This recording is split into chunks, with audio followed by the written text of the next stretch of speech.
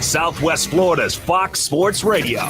Broadcasting live from the Kobe Cooling Remote Studios, where it's always cool and comfortable. Oh, I like it. It's up to you now. It's up to you. I like it. Now, the best local sports show this town has ever heard. Here's Miller and Moulton. You're live.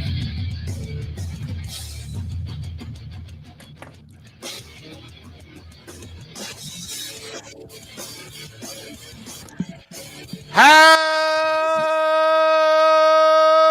the heck are you? Miller and Moulton, top of the morning to you on this hump day, the final Wednesday of August in 2020. The year is flying right along. Miller and Moulton, Southwest Florida's Fox Sports Radio, streaming, millerandmoulton.com, broadcasting live on the Miller and Moulton YouTube and Twitch.tv channels, and simulcast these days mornings on the Landry Football Network, a 24/7 Twitch TV exclusive channel. Mark, top of the morning to you. How are you? Oh, I've been up a while. The alarm? 2:42. Whoa! 2:42. Did it go off once, or is this a continuous thing again? No, it didn't go off during the show yesterday.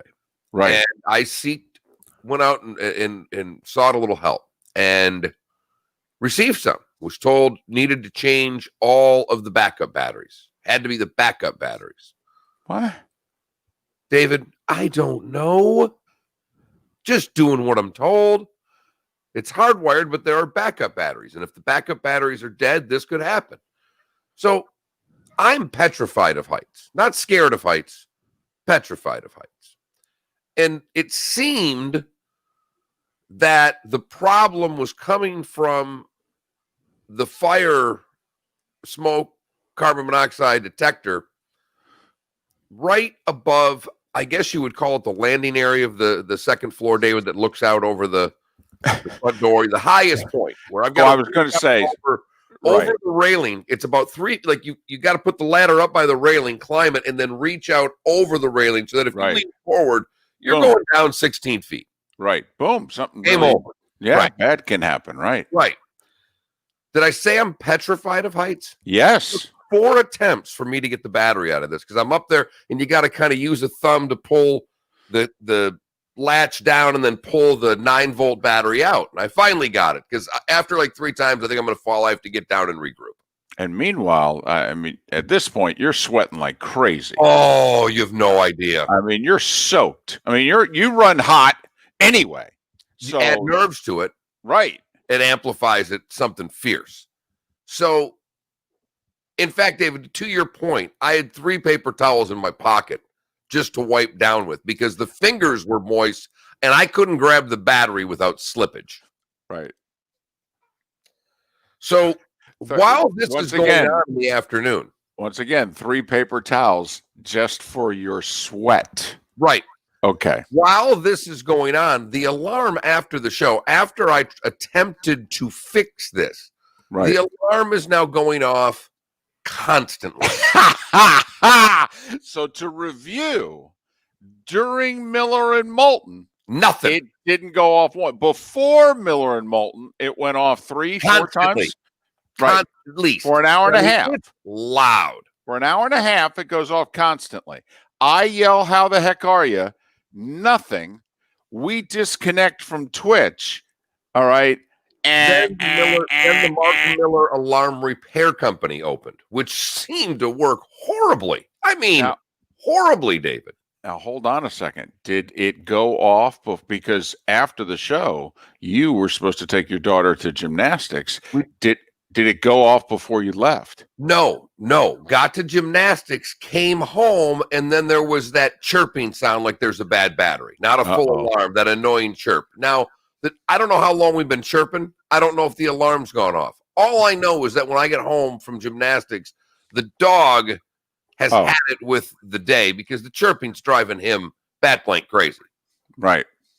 So now I start trying to fix some things. Now the alarm's going off because I've really done a hell of a job fixing it. Well, because you've replaced the backup batteries. Essentially, I've turned it off and turned it on again, David. That's really yes. what he's doing. That's why I was so skeptical as to the advice you got in the beginning. It sounded like, quite frankly, somebody who really, it's like, let's be honest, you're a guy, but you don't know anything about cars. Something happens, you have to pull over. You open up the hood of the car, all right? You're with a woman. You don't want to seem like an idiot. All right. So you start poking around. You have no idea what you're doing, where you're really poking, and you know you're not accomplishing anything. All right. She asks you a question. Okay. You come up with something like, well, I think the carburetor here is just stuck. All right. I just need to get this, valve open and we'll be okay. And she goes back to the car thinking you know what you're talking about. And you know full well you need to whip your phone out and call a towing company. That's what I think this person did to you. Well, and there were 3 people, in fact, 4 that all offered advice. And it was all similar. Now, we have an alarm system in our home. So the fire, it says on there fire and police and things like that. So I assumed, incorrectly, mind you, that the fire alarm was tied in with the whole house alarm. So the whole house alarm people tell me just disconnect everything. Shut the system down. Okay. So now I unplug the system from the wall, which you had to unscrew. It was locked, so you had to unscrew it. Had to unlock the cabinet with the alarm and take down the 12-volt battery. This is never good. I think we're in good shape. We've disconnected everything. The alarm is not working. And David, I'm not joking. 10 minutes after I've disconnected the whole house alarm, the fire alarm goes off again. Well, I got to tell you, when you start disconnecting, because my thought when you're disconnecting something is, oh, man, you're not going to put it back together properly. You're going to miss something. You're going to lose something. This is, you're open. Much to it. I'm pretty comfortable putting this okay. All right. I can handle this. Not very difficult. It's a 12-volt battery and a plug, David. If I can handle that, there are big problems. All right. Well, at least there's not heights involved. So, okay. Right. All right. Feet are on the floor. You can do this. So alarm's now going off. So now we look at the manufacturer of the fire alarm, and we're going to call that company and see what we can do. And scream. No, I need help. I can't scream. Well, no, because the alarm's going off. I figure you're screaming because the alarm's going off. Hey, can you hear me? Right. I think you know why I'm calling. In a moment, because I call the place and they say you're going to be on hold for X number of minutes. Do you want to press 2 and we'll call you back? Sure. Press the button, sitting outside. Right. And the alarm's going off. How about some tea? The alarm didn't really go off there, but the phone rings. I'm like, all right, great. I answer it. It's a recorded voice. This is the return call. Press any key. Press any key to be connected with an operator. Boom. I pressed 5. Phone disconnected.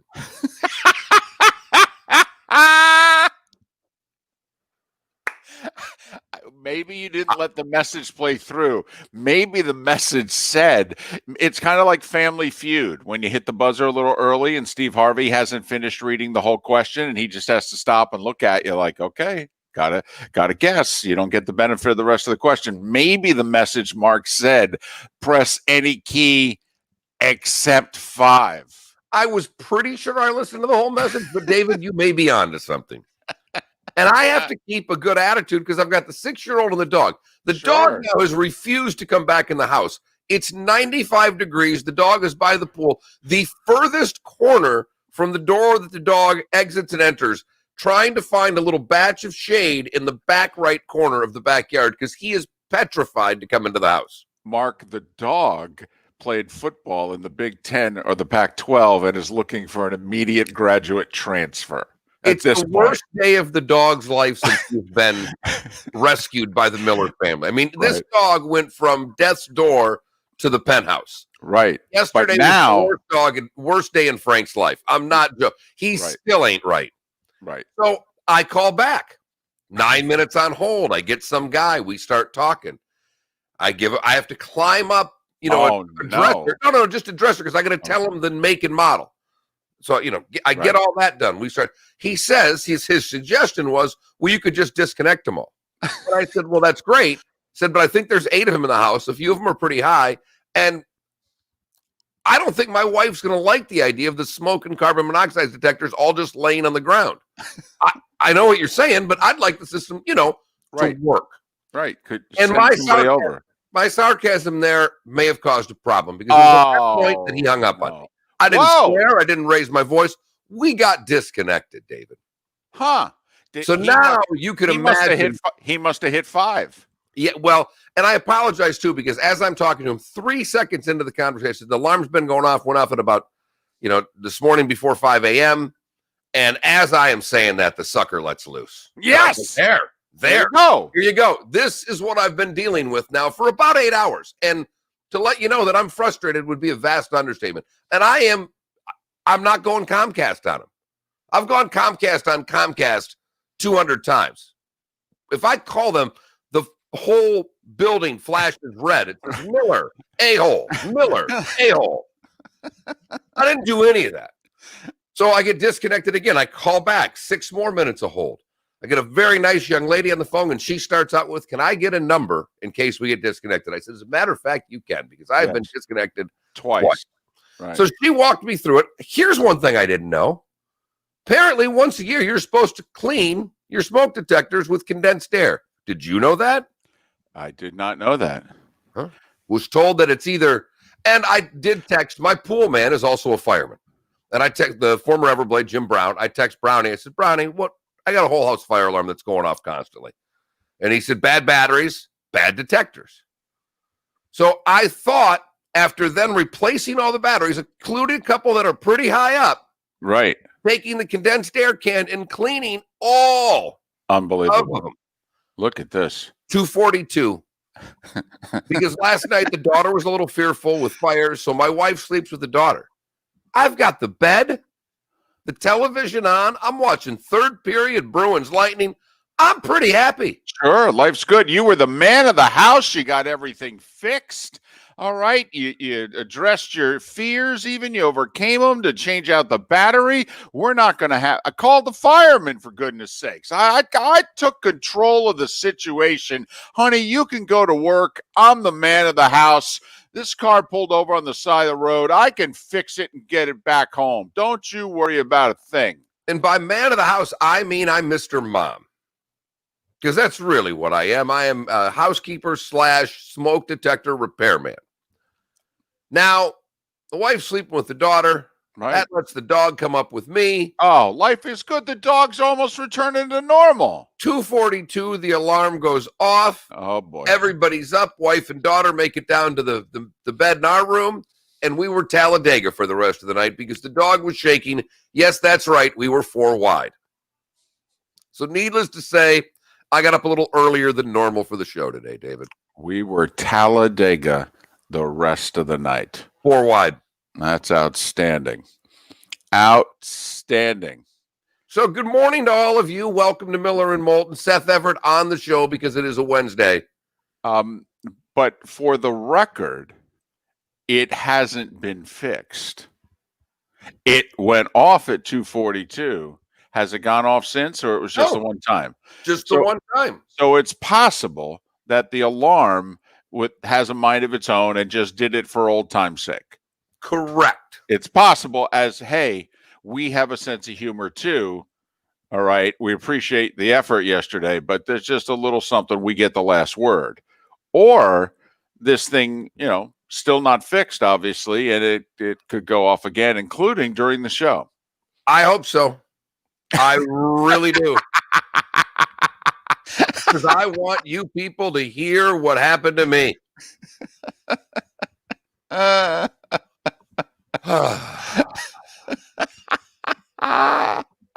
here's the great thing. If by chance we get through another show with no alarm, are you assuming it is fixed, or are you going to have to get back on the phone and go, hi, guess what? It went off again. What are you going to do? I think I have the problem alarm pinpointed. Really? I think. And if that's the case, we will get rid of said alarm. We're going to rip it out of the wall, are we? And throw it through the window, David. I'm told, I did not witness this, although apparently I did, but I don't remember. My mother said my father ripped the phone out of the wall one time. All right. Very, very early on in my life. All right. It ripped the phone out of the wall. Needless to say, he was unhappy, and it had nothing to do with the smoke alarm, is my understanding. This had everything to do with the smoke alarm. Outstanding. Fantastic. You do look, I must say, you do look a little tired. Yeah, I need to find a skin person. We got to work on these bags. I need cucumbers or something. Really? You going to go all Jennifer Aniston, Jennifer Garner on us now? Yes. Okay. All right. If we were not on Twitch, if we were not on YouTube and Twitch, would you just, let the bags develop? Is this, but because we have 2 more shows after this week, you need to eliminate the bags. I would like to eliminate them permanently. And even, yes, because of this whole Twitch thing, I, like you, am now wearing a collared shirt every day. I know. And people have noticed that. What's happened there? Wife. Really? Yep. She walked in one day and noticed how much I was sweating in a T-shirt and how noticeable it was, and said, you probably should wear a golf shirt because you look horrible. I love you and all, but. Oh, yeah. I mean, undress me, and verbally, not the way I wanted to be. Right. Exactly. Well, just getting you ready to repair the smoke alarms. That's all. Speaking of on fire. Oh, look at that. White Sox last night. Look at that transition right there. Look at that. It is still exciting. All right. No hitters are still fun. No hitters are still exciting. And you don't care who throws them. And it is one of the few things in sports in which if you go to the game, and obviously there's nobody at the game, but the same now if you're watching. If you're watching and you're a fan of, you're a Marlins fan, and they're playing the Braves, and by the 8th inning, it's 4-0, and the Braves pitcher has a no-hitter.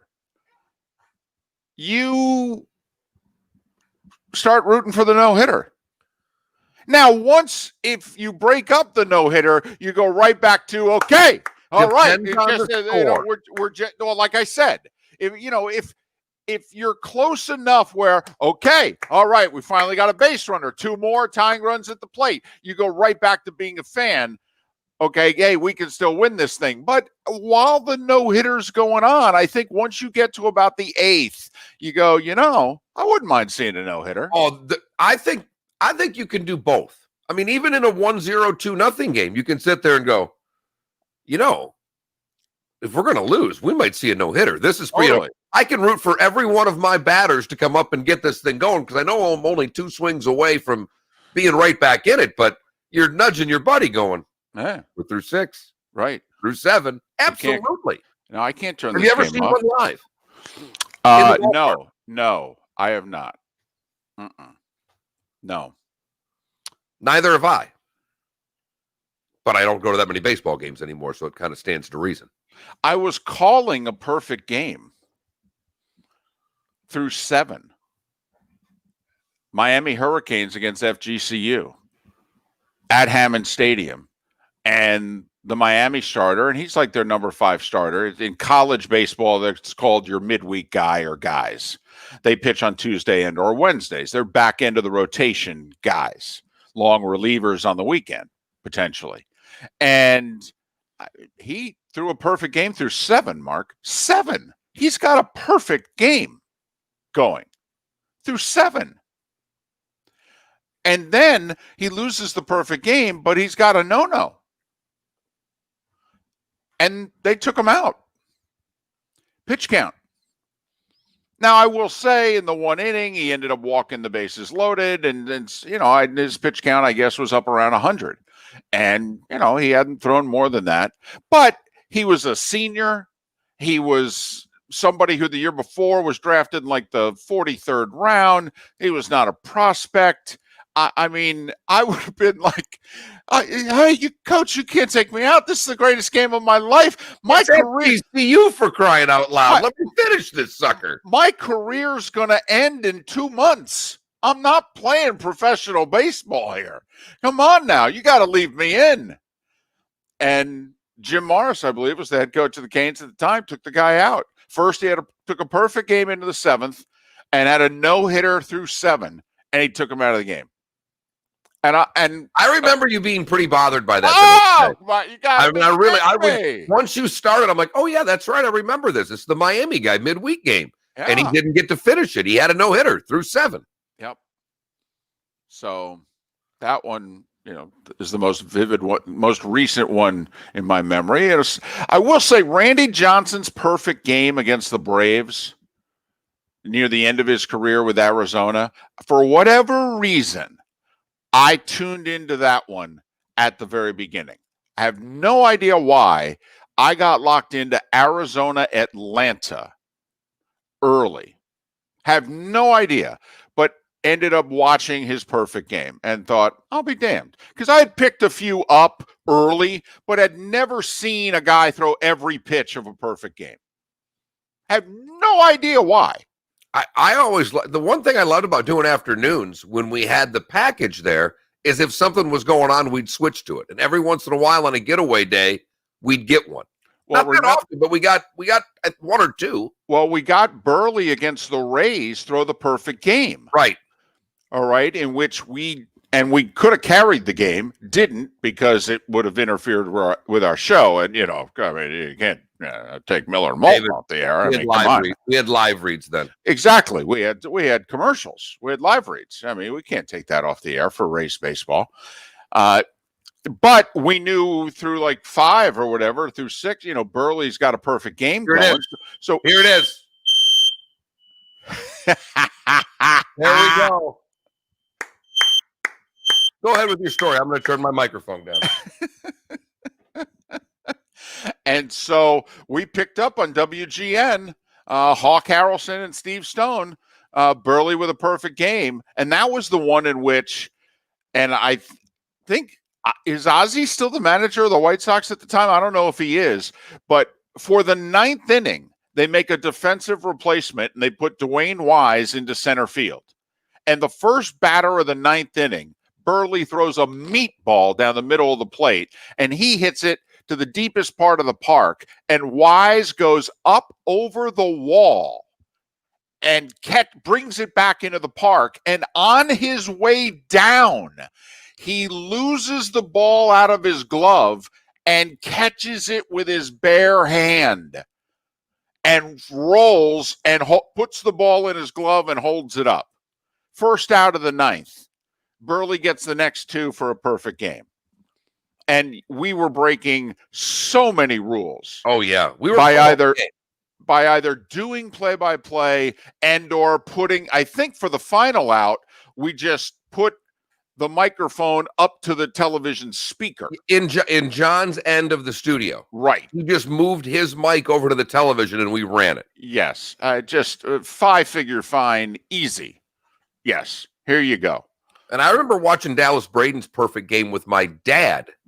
Also against the Rays, I believe. Yes. And we were in Raleigh, North Carolina visiting my son. And he and I were just grabbing a bite to eat and kind of sat there. And it was like, it kept, 5th inning, we're watching it. And it's like, by the 8th, can you put the volume on over there? He's got a perfect game going. On Mother's Day, and his mom was there. No, mom died early. His grandmother was there. That's who it was. His grandmother was there. So it was one of those things because it was Mother's Day and we let Jake spend the day with his mom. We were flying back later that day. And it was just one of those, just one of those afternoons with Dad at a bar watching a game going, how about that?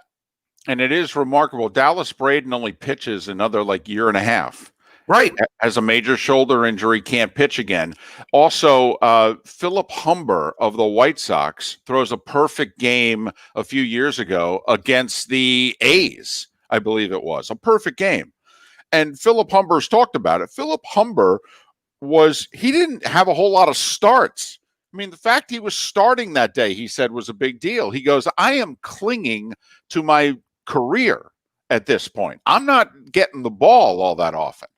And so, he's like, no hitter, perfect game. Are you crazy? I'm trying to get through the to throw 6 innings here and let you runs up. I'm trying to get a W. Are you kidding? So that they can give me the ball again. And Humber, he goes, but I had the best curveball of my life that day. And His wife was, like a week away from giving birth. And he said, my head was all over the place. And next thing you know, I throw a perfect game. Philip Humber got released at the end of the year. Think about that. How was your year? Well, our first child was born. I threw a perfect game. And 3 months later, I got cut. Well, he did throw the perfect game in April. I mean, it was right. I've got it in front of me. That was the last White Sox no-hitter. It was April 21st, 2012. And it was the 19th no-hitter last night in White Sox history. So our first no-no of the season, and it was not of the 7-inning variety. But the Twins pitcher took a no-no last week into the 9th. So, it was kind of like the first inkling that, hey, pitchers are about ready to go the distance now. They've worked themselves up. This could happen.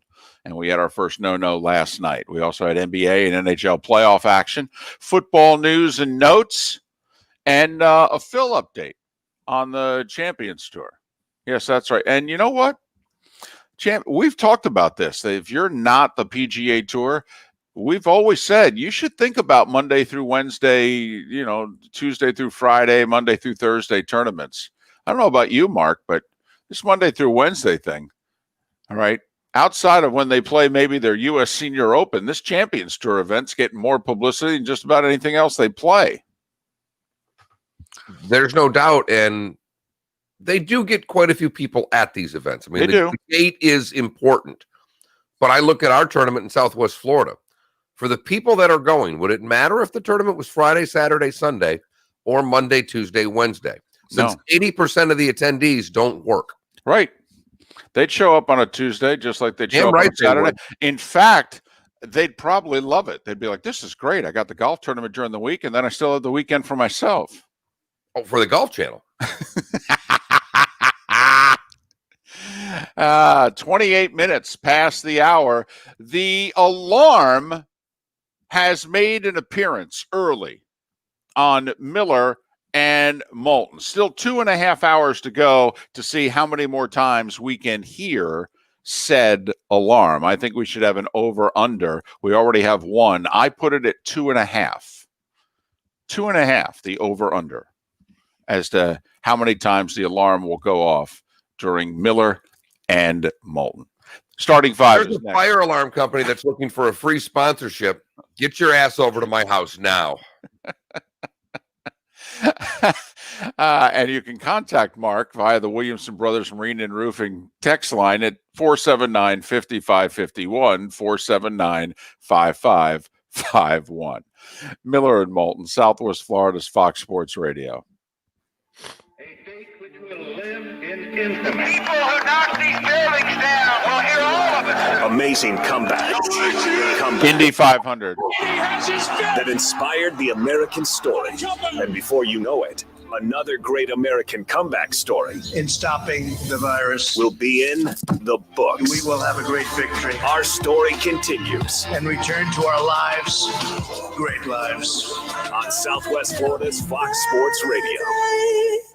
Dell supports Small Business Month with savings up to 45% on computers with Intel Core processors. Speak to a Dell Technologies advisor at 877-ASK-DELL or visit Dell.com/smallbusinessdeals. Pool need a checkup? Call the doctor, the Pool Doctor. Hi, Dr. Mark. One. Do the math. At home. Your pool is probably not a good use of your Has their time. hearts in their throats.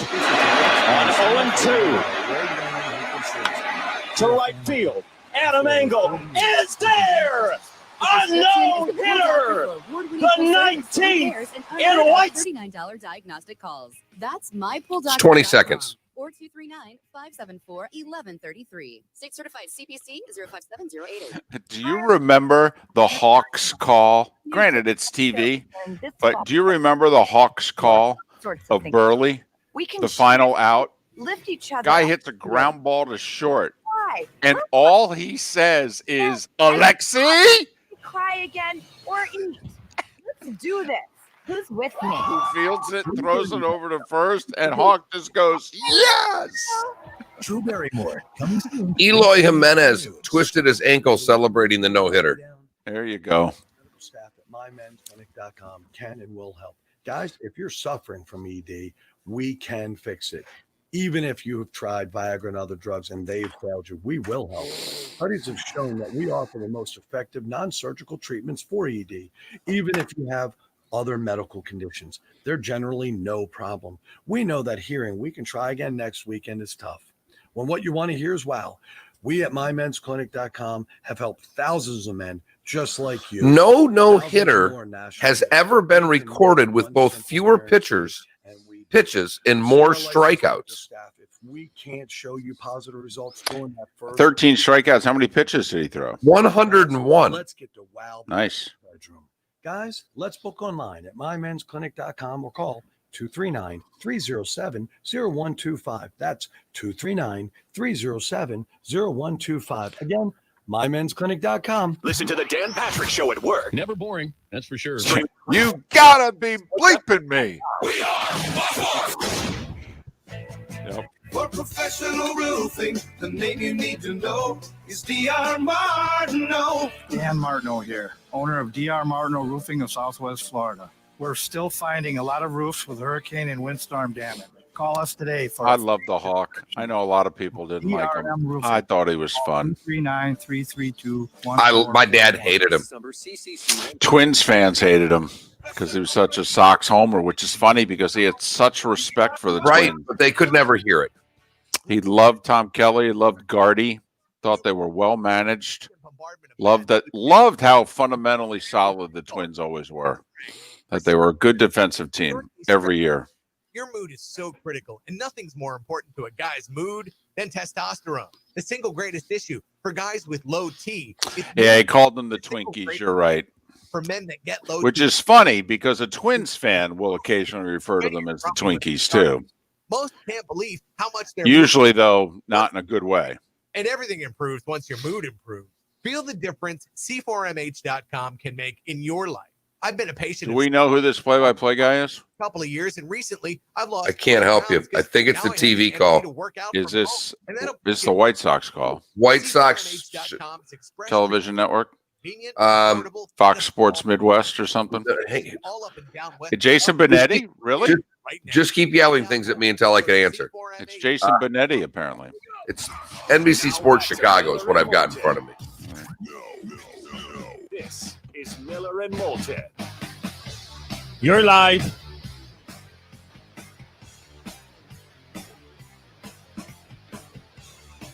$27 before the hour. Top of the morning to you. How the heck are you?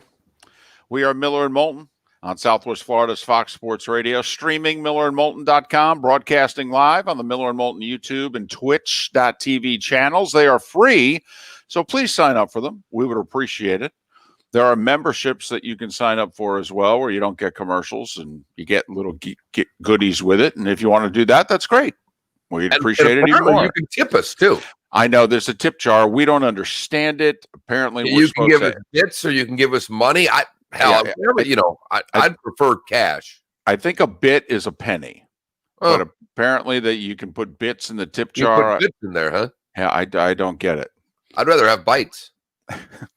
But time now for the starting five. 5 big stories that you need to know. This is Miller and Moulton starting five. Fox Sports Radio and FoxSportsFM.com. Well, we referenced it a few minutes ago. Here is NBC Sports Chicago, Jason Benetti with the call. White Sox lead the Pirates 4-0, 2 out, top of the ninth. At home has their hearts in their throats. On 0-2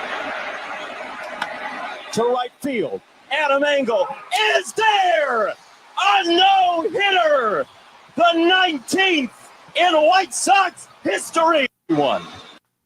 Lucas Giolito, 26 years of age, 13 strikeouts, 1 walk, 101 pitches.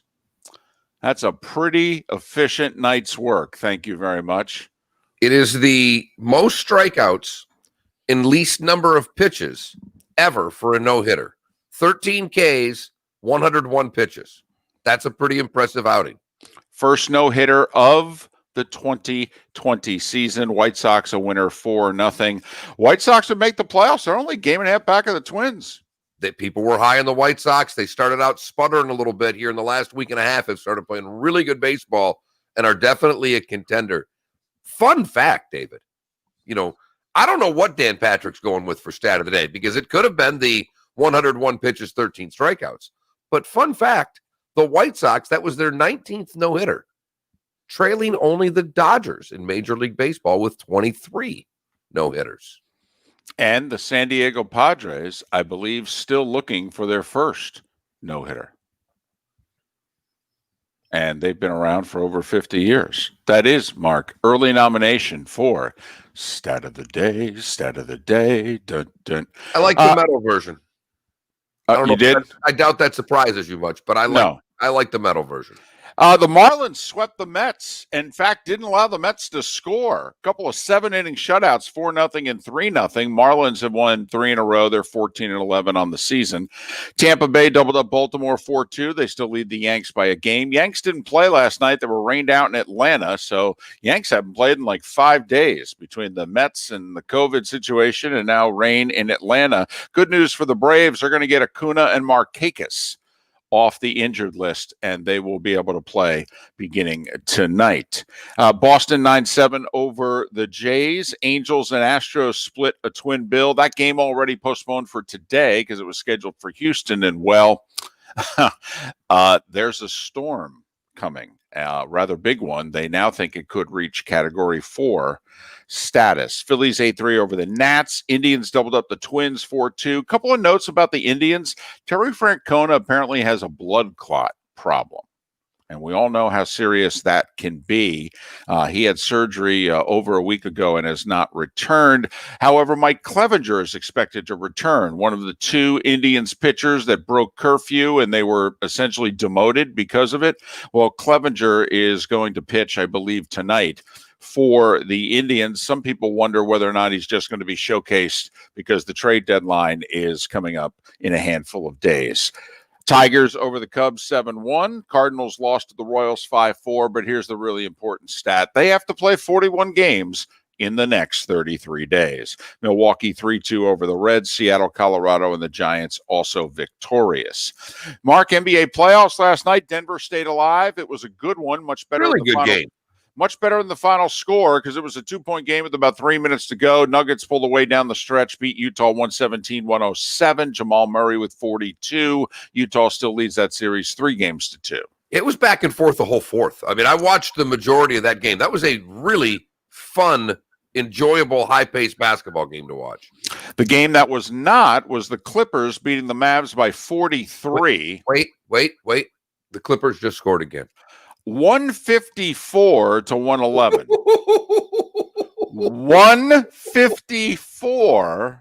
154-111. Paul George. We had a Paul George sighting. He had 35. Kawhi with 32. No Porzingis once again for the Mavs. All right, think about this long term. If his knees are bothering him, so much so that he couldn't play in games 4 and 5 of this first round series, if you're Dallas long term, and I know you've already signed him, but do you have to get Luka another Robin? Do you have to count on Porzingis as your third best player going forward? Because his durability is a question. And I don't know if he can hold up, Mark, to be Robin to Luka's Batman. And just something Dallas, I think, has to think about long term. 4:40 of overtime. The Lightning beat the Bruins 4-3 to even that series at a game apiece. And Vancouver shocked Las Vegas after Vegas humiliated them in game 1, 5-0. It was Vancouver 5-2 over the Golden Knights to even that series at a game apiece. A disturbing story which affects someone in our own backyard. Mackenzie Alexander, the former Immokalee High standout, he signed a free agent deal with the Bengals this offseason. He left Cincinnati training camp yesterday to return to Florida to help search for his missing dad.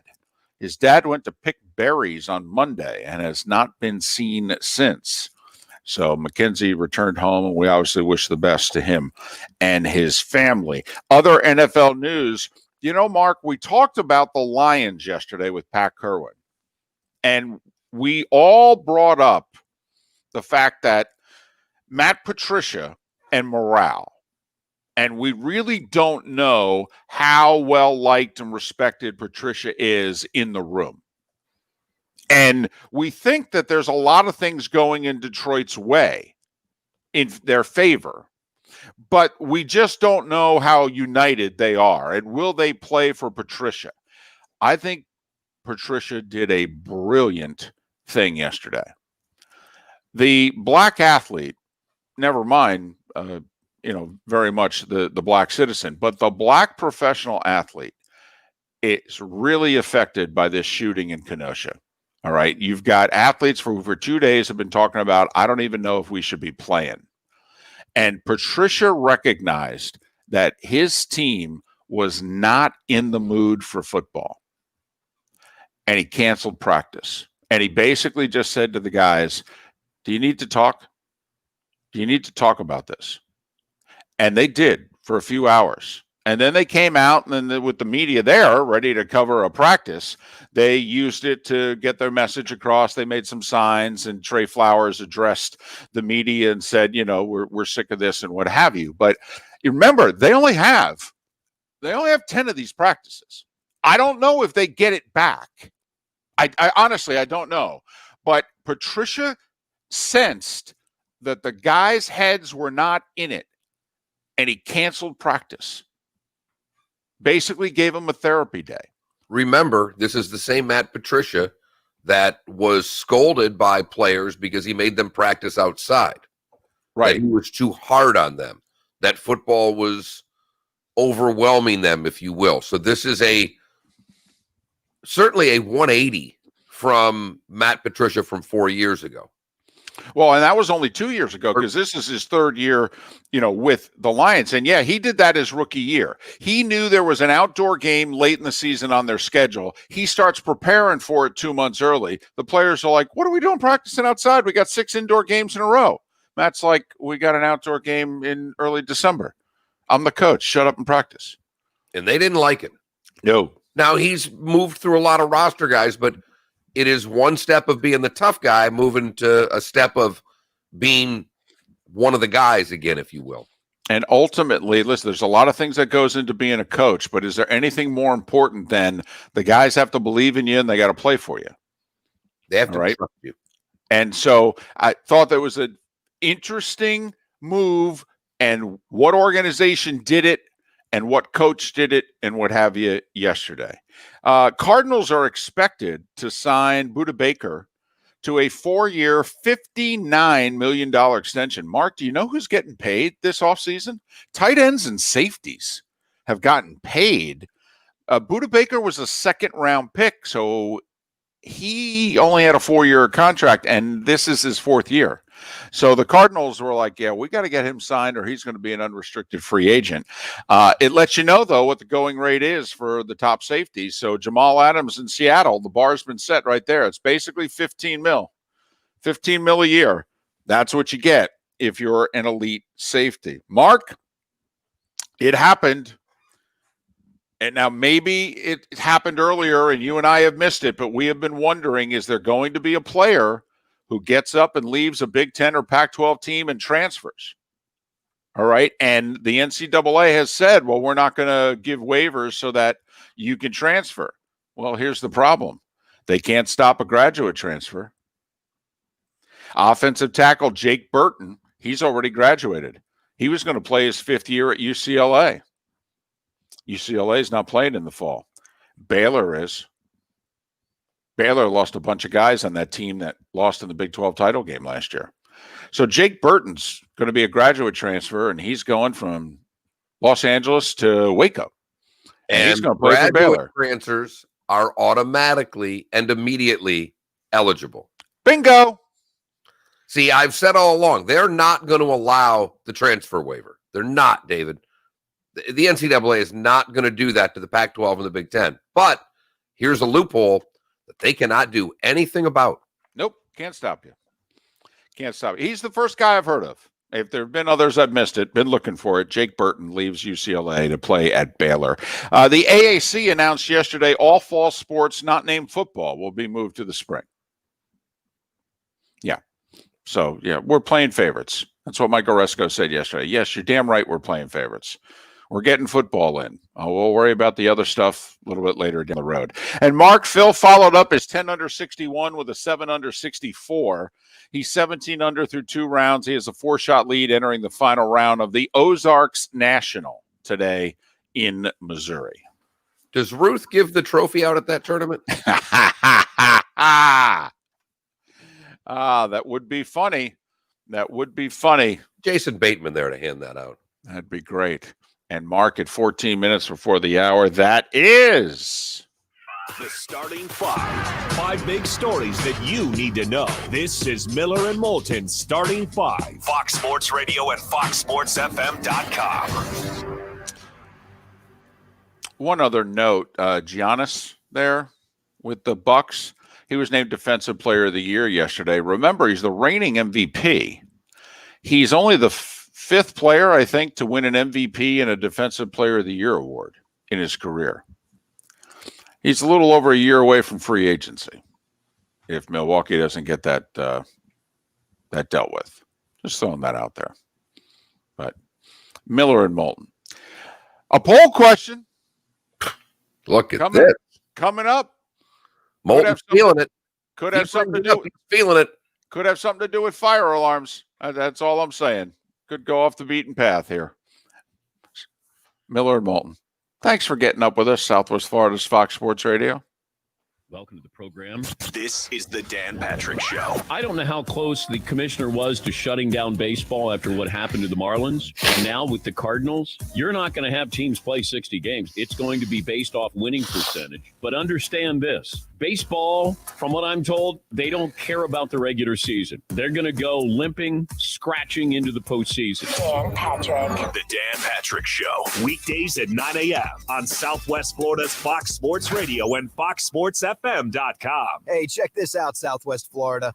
You know that sweet trade-in deal we've been doing here at Naples Nissan? Well, Mark, did you get the good, the bad, and the ugly? Less than 8 I did today. With less than 80,000 miles on it. I did. It was very nice to see it and everything. The original an email that was sent to me showing up. What? Yeah. So whatever that Hyundai, Kia, Toyota, Nissan, or Honda was worth 5, 6, 7, 8 years ago is exactly what it'll be worth now, but only at Naples Nissan. Ford, Dodge, so what do you got for a poll question? You seem like you had something there. Take those two. No, I just. Oh, okay, great. I was just enthusiastic about a poll question. That's all. That's good to hear. Backup camera, no backup camera. Come on, it's a no-brainer, folks. Visit NaplesNissan.com for full details, or come see us on Pine Ridge Road and drive home in that brand new Nissan today. Offers on select models with approved credit and cannot be combined. No matter where you're voting, with Towboat US, you're covered by the world's largest towing fleet with over 300 ports nationwide. Drive-through open house last night for school. We met the teacher through the car window. Want to have something to do with no hitters? If the opposing starting pitcher is throwing a no hitter, okay, at what point do you start rooting for the no hitter? You know, and then the last one being never. I got you. The only thing I was thinking to switch that would be what would be the coolest thing to see as a spectator at a sporting event. Hole in one, no hitter. Hole in one, no hitter. Ooh, I like that. Better baseball moment. No hitter or walk off. I don't even think grand slam. Walk off home run. I mean, what would you rather see?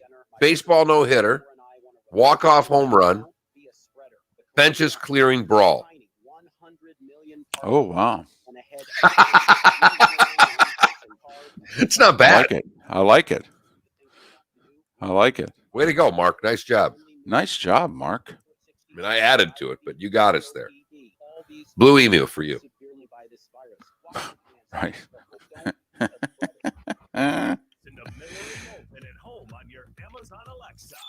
Just say, Alexa, Receiving over. play Fox Sports FM on TuneIn.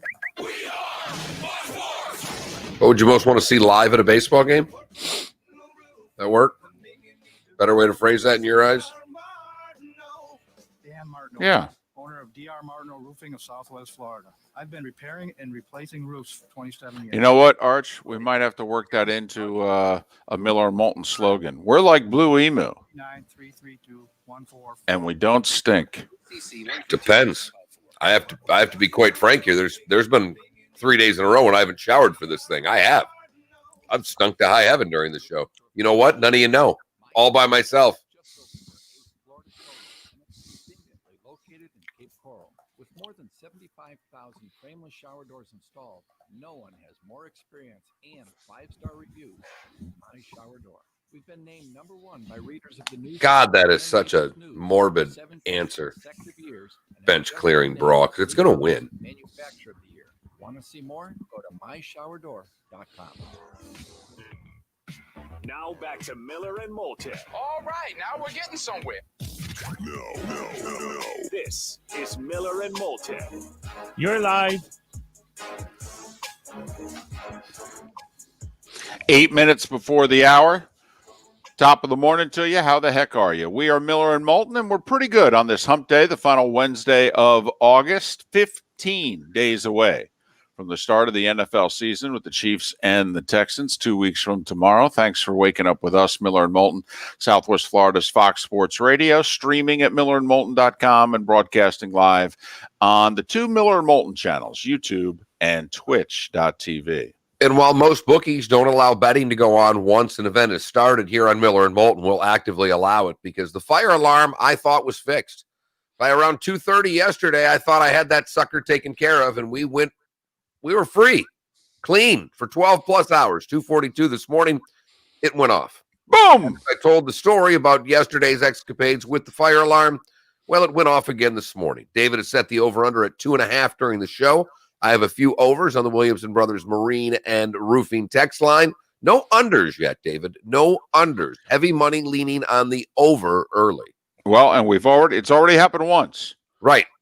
It's already happened once, so you're a third of the way there to the over, if that's where you're going. 479-5551, 239-479-5551. You can place your bets accordingly, all right, on the Williamson Brothers Marine and Roofing text and talk line. Yesterday's poll question, I was a little disappointed in the participation factor. Right. I thought it would get a lot more votes. I'm actually bummed out that it was one of our lower vote total polls that we've had in the last couple of months, because we usually are getting in the 250 plus range for answers. This was like 112 votes. I was really bummed out because I did think that somehow this would end up going towards more UCF folks or Ohio State folks, and it might take a life form of its own, and it never did. Well, one of two things. Either A, both fan bases didn't appreciate our sense of humor, and B, I will say, you went with the hashtag. You didn't go with the @. Yeah, like you're supposed to do according to social media managers. Because I wondered if you went with the @ in which maybe more people would have seen it. It's supposed to be this way. The way I was taught, David. It's the hashtag, not the @. That's what they teach you in social media 101. Well, then I guess, you know what? We were fearful that people would not be as snarky as the two of us and just would not see the humor in the question. The question was, based on the preseason AP poll, Ohio State is ranked number 2 and not playing. UCF is ranked number 21 and playing. If UCF goes undefeated, which team is more likely to make the playoff? Now, come on. That's funny. I laid That's 10. Funny. I laid 10 in the Buckeyes and 1 going away. 60-40. 60-40 Buckeyes. Yep. I had UCF in 10.5. Was hoping for a little 55-45 action and couldn't get it. Couldn't get it. I voted for UCF. And for the record, once again, Miller and Moulton believe. I voted for UCF. And we believe if an AAC team, UCF, Cincinnati, Memphis, all of them ranked, although I think Memphis was just outside the top 25, but they'll be in the top 20 once you take the teams out who aren't playing. So the AAC's got 3 top 20 teams in the country. two top 15 teams in the country. And we think if one of them can run the table, that they should be in the playoff this year. We do. We think they should be the 4 seed. Absolutely. Little something for the effort, as we like to say. But, yeah. I do think the funny thing in this hypothetical situation would be if someone came out and said, well, the eyeball test. I'm going to say it every week.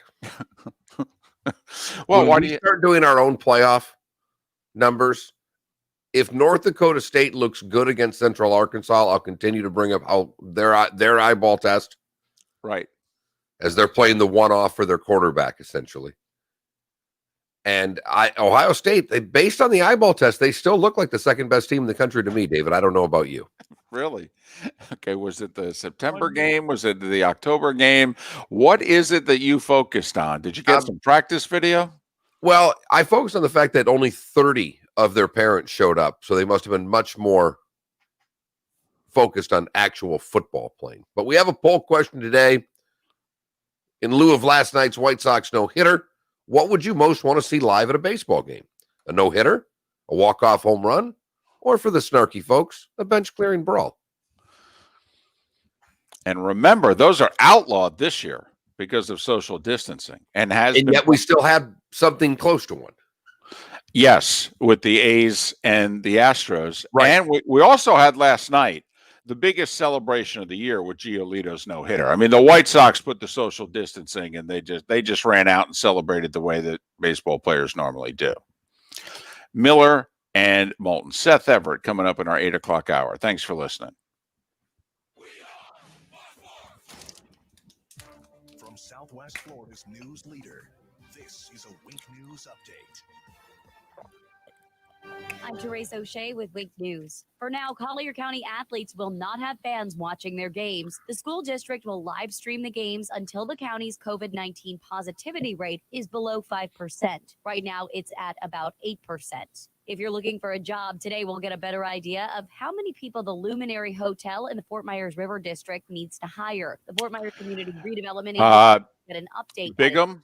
You can now eat. As for the Angels, in Miami, starting Monday, restaurants will open. Their minor league system has been one of the 5 worst minor league systems for 5 to 7 years. In contact with someone highly infected. Then take a look at some of the free agent deals that they've done, and almost all of them have sucked. Florida's news leader. That's a bad combination.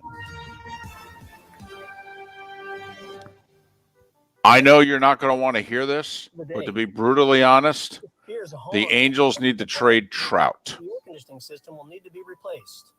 Well, folks, it is as big a rebuild as any organization in baseball right now. Team of mechanics. They're going to fire their GM. I don't even know if he'll make it through the season. Our unique team will find your issue and fix And Joe Madden is going to tell Artie Moreno, I managed the Rays and inherited the mess that Lou Piniella left, and we were better than this.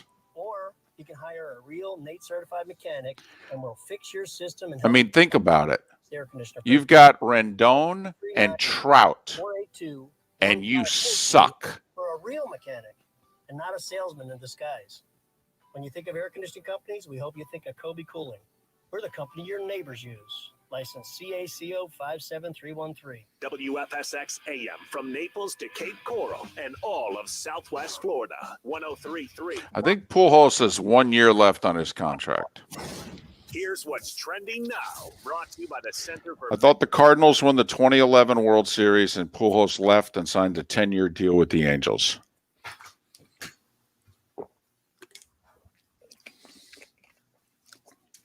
So way off subject from that, David, I was looking at the nominees for whatever Dan Patrick losing the Sports Emmy again. Right. Good Morning Football's not on there. I mean, I'm sorry. That show needs to be on there. Listen, the Emmys have gotten very political, is my understanding. That first off, people, everybody votes. You can't vote for your own network, and it's why MLB Network keeps winning, quite frankly, because MLB Network's become like the fallback place to go for the people from the other networks because they don't want to vote for the other networks. So they've, I'll vote for MLB network. But that's why I figured NFL football could get nominated here. I know. But Mark, a lot of times that players with all-star games even, they miss an all-star appearance early in their career, but they get it back at the end of the career. Well, it's kind of funny because Jake and I, Jake's, he's all into hockey, and his buddy's talking about some defenseman being, as good as Lindstrom, and he's like, come on. And Lindstrom's one of the top three. I go, slow down. I go, he might break the top 5 list. He's a top 10 all-time defenseman. I said, but I'm going to go Orr, Robinson. I said Potvin, maybe. I said, I'm, Serge Savard. I like, you're missing a generation here. But he even said, he goes, well, didn't they say he got a lot of his Norrises on the back end because they didn't give him on the front end? I'm like, yes. I believe NHL Network did a top 10 all-time defenseman, and they listed him number 10. You're live.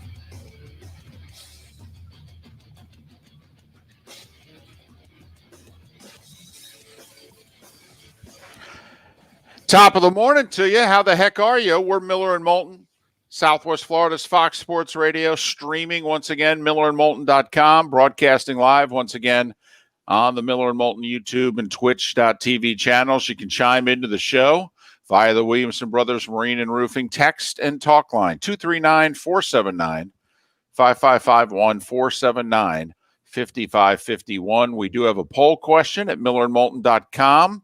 What would you be most excited about? Want to see happen at a baseball game? A no-hitter, a walk-off homer, or a bench-clearing brawl? Those are our 3 choices. We'll find out just how angry some of you are right now and during the pandemic and what have you. I could see where bench-clearing brawl gets a few more votes than maybe it otherwise would. I'm going to vote no-hitter for the record. Because it builds. I think I would as well, but a walk-off would be really cool. Yeah. Because a walk-off is what? Always the home team. Correct. You're guaranteed the team you're rooting for wins that way. Yep. The no-hitter could go either way. You're going to see something cool, but if you're a diehard fan, you don't necessarily see your team win. I told you the story of my buddy who during a no-hitter realized he needed to get a divorce. It's usually there's a lot of things to think about during a no-hitter. Was he pitching or catching? No. He was a fan. Okay, that's funny. And he was with his wife, and 8th inning, go ahead into the bottom of the 8th, and the home team's got a lead. And she's like, let's go. Let's get out of here. Let's beat the traffic. And he looked at her. He's like, what are you, crazy? She goes, no, they're going to win. Let's go. I've already been here a while. And he said, you do know he's got a no-hitter going, right? And she was oblivious to it. And apparently that was it. That's when he realized, we're just not compatible. You know what? I think he made a smart choice. Because to the opposite of that, yesterday, I've got the basketball game on one TV and the hockey game on the other TV. And the wife was exhausted. The fire alarm went off at 3 a.m. the night before. Right. So she's sitting with me watching, and she's not really a basketball fan. She's way more of a hockey fan than a basketball fan. And she just got locked in to Mavs Jazz last night. So much so that, or not Mavs Jazz, Nuggets Jazz. Right. She's locked in so much. And I'm watching the hockey game, Bruins Lightning. Right. Which was a great game. I mean, This is good hockey. And the basketball game was right. 1-1, 2-2, 3-3 going to overtime. 2 best teams maybe in the league. Right. And mind you, this basketball game was terrific between Mitchell and the kid there from Murray from the Nuggets, who just goes off in the 4th quarter. And she keeps hitting me going, oh, you got to see this 3-pointer. Did you see that play? I mean, 6 times. Oh, that was a great play. Rewind that. And normally it has to be like college or Olympic gymnastics. Okay, for her to, If she just plops down and starts watching hoop, I think she loves, with basketball, it can be artistic, if you will. When basketball is good, it's artistic. And I think there was some, when they're playing and it's going and she's enamored by the 3 ball. So if you like the 3 ball, You love today's NBA because, well, that's all they shoot. Sometimes, Mark, you have to be prepared for an answer that you didn't see coming. Was having a sports conversation with my mother-in-law one day, and she said, I really like basketball. And I was like, oh, really? Why? And she starts giggling. And I'm like, Janet, Preacher's wife, I'm a little worried about where right, this is exactly. Janet, what's so funny about why you like basketball? And she says, well, the short shorts. I like seeing them running around in the short shorts. And before I could say anything, she goes, and that's why I don't like basketball as much anymore. Great point. So, great point. okay. I was All at a party. right. I was at a party of one of my wife's. It was her mom's birthday or something. So a bunch of us went over. Her mom's a great lady. And she had her friends, and the daughter kind of had her friends. So there's 20, 25 people, and golf's on. So this is great. I could plop down and watch a golf tournament and talk to those that are watching the golf tournament. I can socialize. Right. And it looks as if I'm participating in the party, Exactly. when in fact I could give a damn. Right. It's a win-win for me. Right. But it turned out that one of her mother's friends that was there had a mouth. I mean, vulgar and fantastic. And she loved the golf for the same reason your mother-in-law liked the basketball. She liked the tight pants. There you go. So I can see their whole package. I went, hello. Hello. Hey, can I get a refill over here? Right. I mean, when you're 60 plus talking about the packages on the PGA Tour, and we're not talking about their luggage. Right. Man, you guys are ready for the red shoes and the beads at the Villages, aren't you? 479-5551.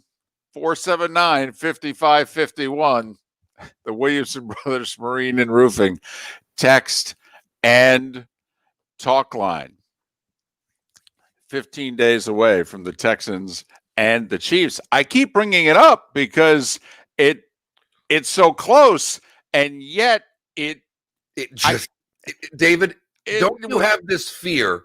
Like, don't you think not bringing it up is better because then it will get here and it won't have been canceled, if you know what I mean? No.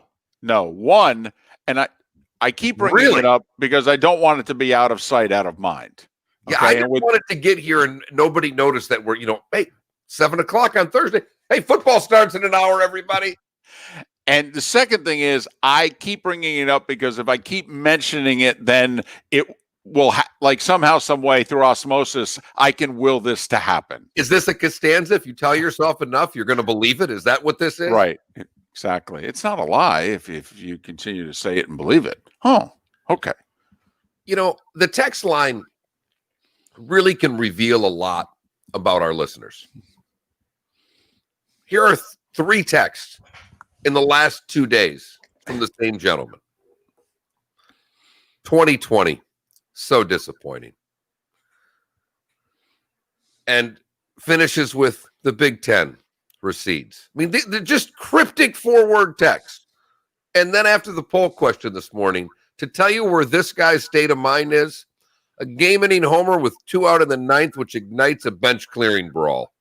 Wow. That is a depressed human right there. Yeah, really. That is an Ohio State fan that is not taking the no Big Ten football season very well at all. And I feel badly, I really do, for the Big Ten football fan, because let's face it, there aren't many Pac-12 football fans, as evidenced by the attendance at the Pac-12 championship game every year. But there are many millions of Big Ten football fans, and there are still stories being written saying, we could still have Big Ten football in the fall. Because apparently Bill Hancock, the guy who may have the best job in America, he's in charge of the college football playoff. What does he have to do? Nothing. See, the system is already set up.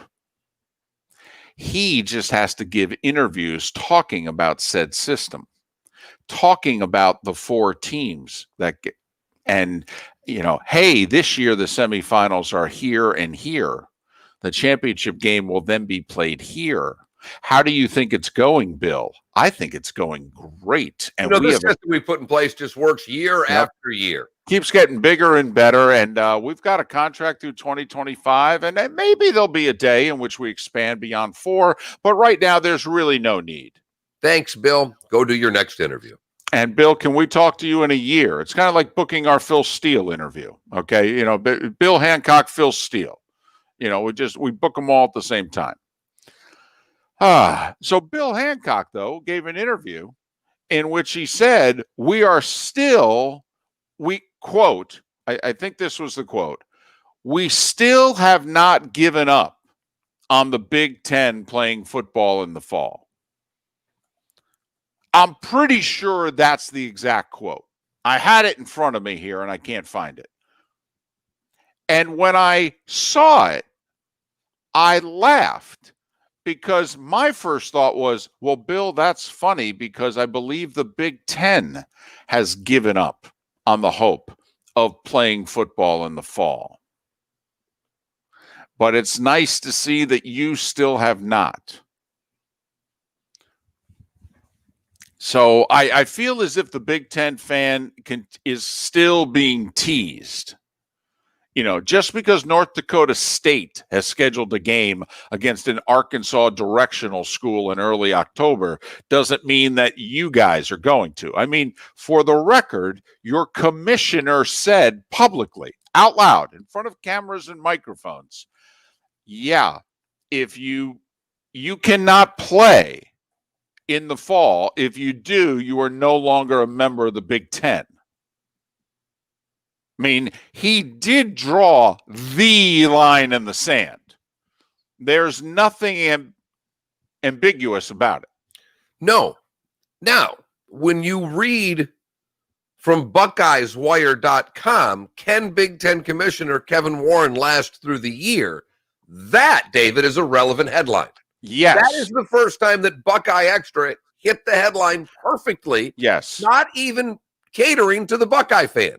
That right there is a fantastic headline and one that could legitimately be discussed up until he's fired before next football season. Now, if Bill Hancock said what he said, thinking that there could be a coup in the Big Ten, and that is why out of nowhere the Big Ten could go, voila, we're playing. Because let's face it, if a coup happens, then, said coup would have to happen because the university presidents turn on Commissioner Warren. And if they turn on Commissioner Warren, that means there are now more votes to play than there are more votes to not play.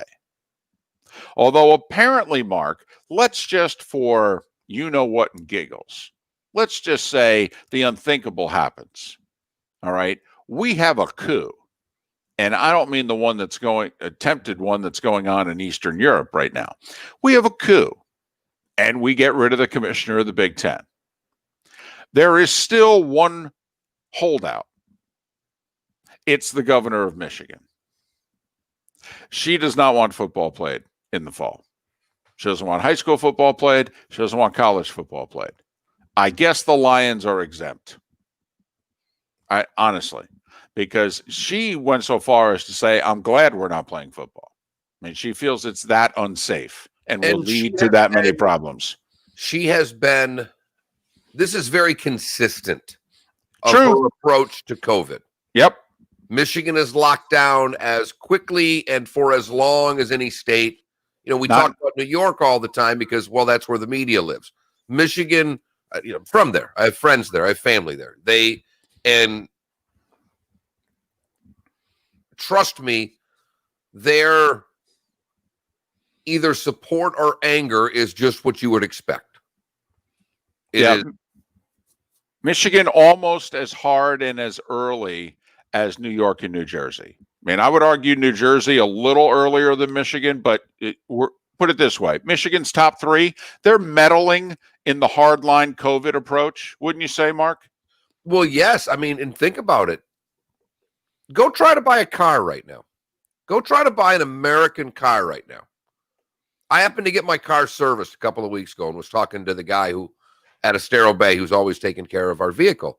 And I said, how's sales? He goes, oh, they've been good. He goes, we can't get inventory. There's nothing out there. When they shut down all these plants, and he goes, you want a part right now? Good luck.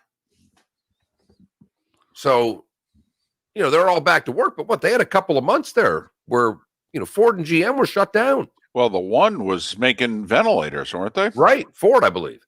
Yeah. So that's always a problem. Tough to get cars when you're making ventilators. But, so you're right. So just for the record, you're a Big Ten fan, and you, like Bill Hancock, are still holding out hope that the Big Ten's going to play. If by chance you get your coup, and it happens, apparently Michigan and Michigan State are going to have to relocate for this season. Because as of now, the governor's not budging. And hey, look, that's fun that Bill Hancock says that, but they're not playing football. I mean, Warren doubled back down, and they're not firing him because the ADs can't fire him. The university presidents can fire him, and they are not going to. Also, think about why they're not going to, because they then might as well submit their own letters of resignation. Okay, because it will show incompetence. It will not show strength. It will not be seen as, hey, you admitted your mistake. It will be seen as, you didn't really know what you were doing, did you? This is kind of a big decision that you made, and you admitted that you screwed it up. And, and then we start recycling all the stories about, was a vote ever taken, and what was the vote, and this, that, and the other thing. So I will say, though, Mark, if Bobby Carpenter, who we had on this show, if Bobby Carpenter could lead the coup efforts, the coup would happen. He is really not happy with Kevin Warren. There's a bunch of them. But again, they're not happy. And what are they doing? We had the police blocking off streets in Chicago at the Big Ten offices so 30 parents could show up. And it was covered like there was 3,000 parents there. Well, because once again, if you're following it on social media, you think this is going to be a really big deal. And so maybe that's why maybe I'm so ticked off on it, because we saw the tweets going, wow. Well, what's going on here? Well, when you saw the tweet that said police have barricaded the area around the Big Ten office, you're like, what? Well, that's all we did, though. We just reported, wow. All that said to me was they are anticipating, as the late Jack Whitaker famously said at Augusta, an unruly mob. 18 minutes past the hour, Miller and Moulton. Seth Everett will join us in a little more than an hour here on Southwest Florida's Fox Sports Radio. This is The Herd with Colin Cowherd. Start looking at your three. Kyle Lowry's taking a lot of heat because he doesn't deliver in the clutch. It's like, oh no, Kyle's a really good three. So with the Lakers, it's Kyle Kuzma. He's having his worst year, 1.5 a game, 30% from three-point land. So when you start looking at the Kyle Lowry's a 3? So I just don't think this. I don't know. I think Kyle Lowry's more a 2. That's what I thought. But on Southwest Florida's Fox Sports. Now, on last year's Raptors, he was still a 2. Yeah, it was because the big fella hadn't fully developed yet. Plus, they had Gasol. So, but I don't know. But they have 4 that are reasonably interchangeable. If you know what I mean, they can go to a lot of different guys. I mean, that is an injury worth paying attention to, though. Apparently, he's got a sprained foot. Yep. Well, the other one is Van Fleet just said I might leave after this last shooting. Yeah. I'd be surprised. I would too. Especially since he's an unrestricted free agent. He's going to get paid. And I don't think the Raptors are going to be the highest offer either. Detroit, the Knicks, somebody's going to give him like 4 for 88. It's interesting. What's the cap going to be? It's going to be pretty much the same.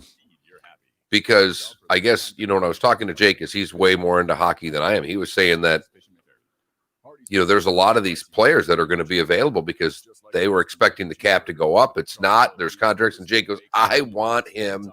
He goes, I guess Eisman already made some little move. He goes, I want him to do what Carolina did, grab every single bad contract out there. He's got $36 million. Guy from Vancouver's a bust. Go get him, but get their draft pick. Yep.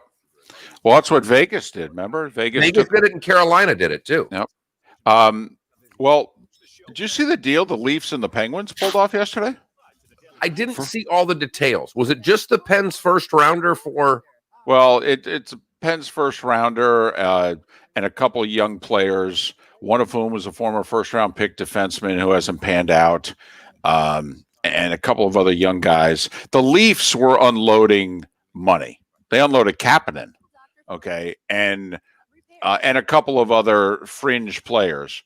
But the Leafs were unloading the best player in the trade.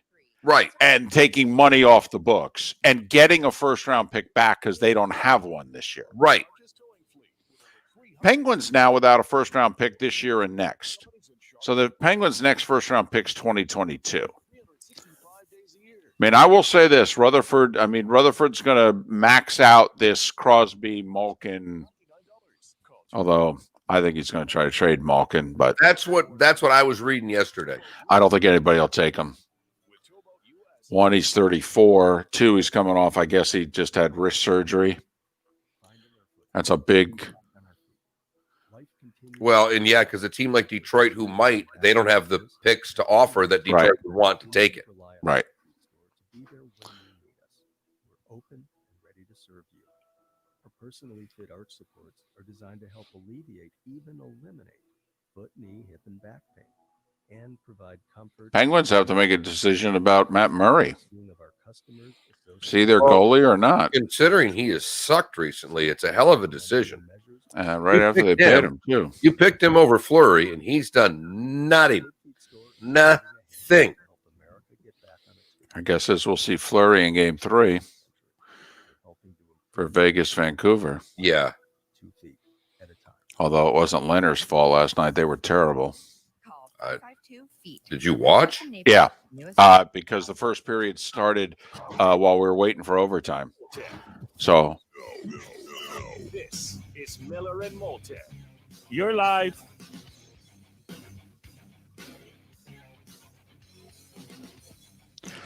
"23 minutes past the hour. Top of the morning to you. How the heck are you? Miller and Moulton, how's your week going as we reach hump day, the final one of August, 15 days away from the start of the NFL season. Technically, isn't there a college football game Saturday? Isn't there like one?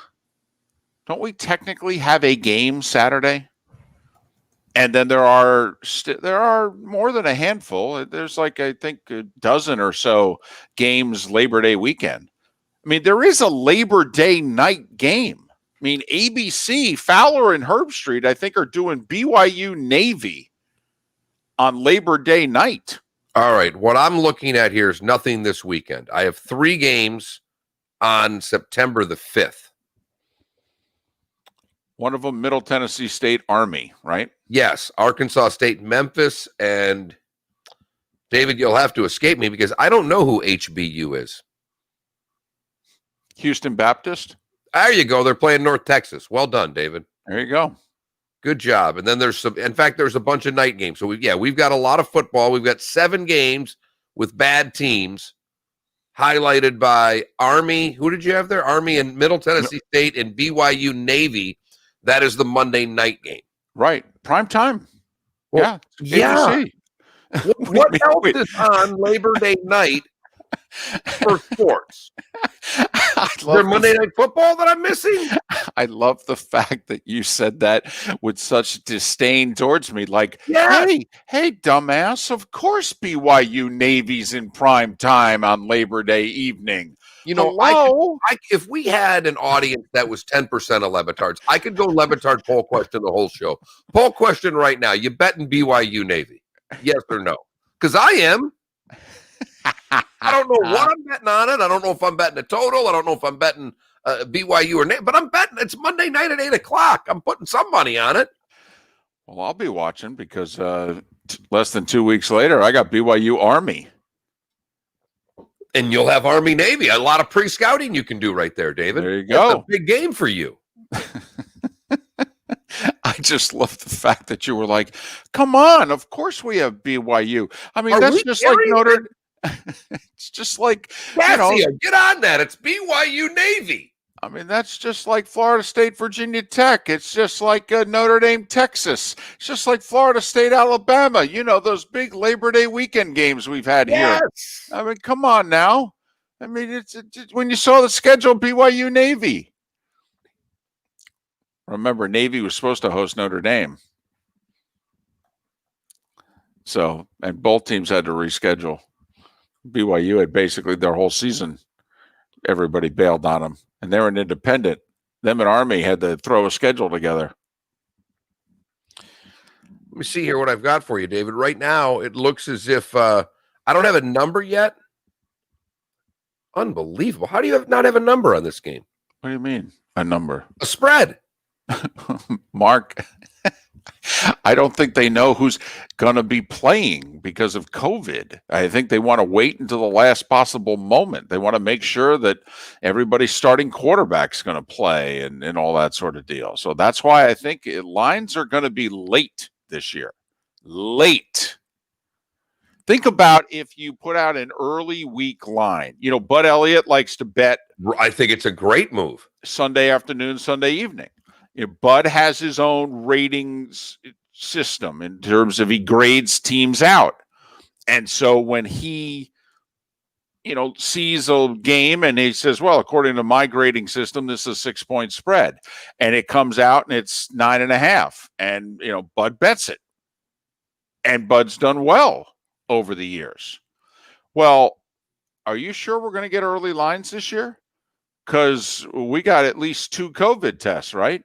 Between Sunday morning and kickoff the next week? I don't know if you're Vegas, because if all of a sudden the starting quarterback can't play because of COVID, I mean, there's a field goal there, or whatever the case may be. You could lose a lot of money. So I don't know if you're going to be able. I think we're all going to have to adjust our betting patterns in 2020. I know if I was Vegas, I'd wait till the last possible moment. And I wonder, quite frankly, will the NFL do the same? It's not that the NFL sets the lines, it's Vegas does. But if you're Vegas, I mean, don't you want to – you used to try to, Mark. You used to always hold off. You wanted to see who the midweek, I should say, injury report, first day of practice on Wednesday. If they don't practice that day, they're banged up. Well, Vegas has held lines on, if a quarterback gets injured on Sunday, well, there's no line on that game on Monday. For a long time. Until they have a little bit more information. They'll hold that line as long as they can. The question becomes, David, and I don't think that they will hold the lines, because I think there's advantage Vegas here. Unless you have some really good information. You see an opening line, an SEC game, and you jump on whomever. Well, all of a sudden, if there's a COVID report against the team that everybody jumped on because the line wasn't right, and they adjust it way down, well, sorry, could work out really well if the COVID hits the team you were betting against, but if it hits the team you're betting for. So I don't know if there's the advantage for the gambler betting Monday with all of the unknown of the testing for a weekend game. I would love to, it's tough for us. We'd have to tape it because no one in Vegas is going to talk to us between 6 and 9 in the morning Eastern. But I would love to talk to Wyndham Hill or one of the books out there and find out how they're going to approach this season, because I think it's an incredible point that you make, David. They don't do basketball or baseball until the day of the game. Right. They set those lines that overnight, we get them first thing in the morning. And a lot of people don't like to bet baseball until about 2 hours before first pitch, because usually at 3 hours before first pitch, the lineup cards are set. And then, oh, okay, he put so-and-so in the lineup. And, also there's a lot more prop betting that goes on now. a lot more fantasy now. You want to make sure that the guy you want to play is actually going to be in the lineup, etc. So it is some of the quirks amongst the sports, Mark. Like, baseball sets their lineup 3 hours early. I mean, they post it even. As a reporter, I mean, nowadays you don't have access to the field, but literally they tape the lineup card to the side of the dugout. I mean, here it is. It's one of the great things when you walk into any major league ballpark. I know I don't know if it's been a while since I've been to a game, but certain ballparks, I remember where you could go in Tiger Stadium. Certainly when you go to City of Palms, or not City of Palms, when you go to JetBlue, when you walk in, the lineup's there. When you go to Hammond, the lineup's there. I mean, I do think it's great when you walk in an hour and a half before the game, someone has taken the lineup and slipped the cards in, and you know who's playing where. It's a fun little factoid about how baseball does its business. And yet in hockey, they will hide starting goalie until pretty much the pregame skate. If they can, not even the morning shoot around, they'll hide. And you know it by which goalie goes onto the ice first. Yes, but then lines, who starts is the visiting coach fills out his lineup card. The ref, they both have a lineup card that they fill out. The same, it looks pretty similar to a baseball lineup card. At least the ones in the Echo always had 3 sheets. It was, basically one of those carbon copies. Ref would get one, visiting coach would get one, home coach would keep his. And the visiting team would write their lineup down and then have to check off who was starting. So the home coach could look and say, I'm going to match my line against you. That's the advantage for those of you that are not hockey people. Home team has the last change in hockey. So the home coach can set up who he wants to defend against. Basketball, I don't think there's a great mystery because teams pretty much start the same 5 every game, though. 15 minutes before tip.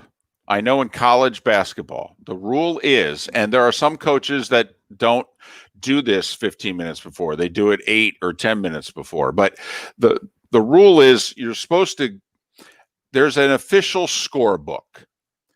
All players that are on the bench in uniform need to be listed because in theory, if they're not, they can't enter the game. That's where you get in the NBA DNP old. Right. But they were in the book. They're on the bench. Just right. And it is, sometimes it's left to an assistant. Usually an assistant will submit the players for the book. The head coach comes over 15, 20 minutes before tip and checks the book and goes through, yep, we got the right players. And then the head coach usually will check off who the starting 5 are. And if by chance you get it wrong, it's a technical foul. If the coach in 20 minutes changes their mind, all right, and they put out a different starting 5, then it's a technical foul. And so that's how it's done in basketball. But yes, in baseball, 3 hours beforehand. Here you go. Here's our lineup. React accordingly. Here's who's pitching. Here's our lineup. Here's the order. Knock yourself out. Yeah, we don't care. Hockey, they try to hold it as late as they can. Football, 90 minutes before kick is when you have to have your actives and your inactives in.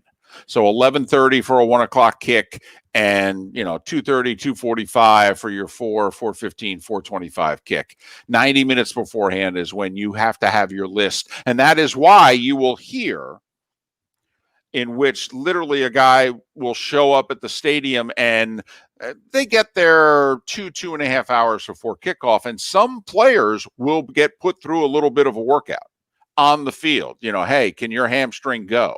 Can you hold up here? And which coaches are literally deciding whether they're going to activate so-and-so or not by how he runs about an hour and 45 minutes before the game. And then there are others who find out on the plane that they're not going to be dressed for the game. Right. AKA Belichick. I always love that. What do you mean? You're not playing this week. I don't know what to tell you. Huh? What? I practiced all week. What? I was with the ones. Yeah, but you don't fit into our plan for this week. Right. Malcolm Butler. Super Bowl. Right. 479-5551, 479-5551, the Williamson Brothers Marine and Roofing text and talk line. Our poll question today, all right, in light of a no-hitter last night, in case you missed it, Our first no-hitter of the season, Lucas Giolito, a 26-year-old righty from the Chicago White Sox, 13 strikeouts on 101 pitches. He no-hit the Pirates in a 4-0 win, allowed just one base runner. And so we ask you, what would you most want to see at a game? A no-hitter, a walk-off homer, or a benches clearing brawl? 6% of you are sick, sadistic people that want a bench clearing brawl.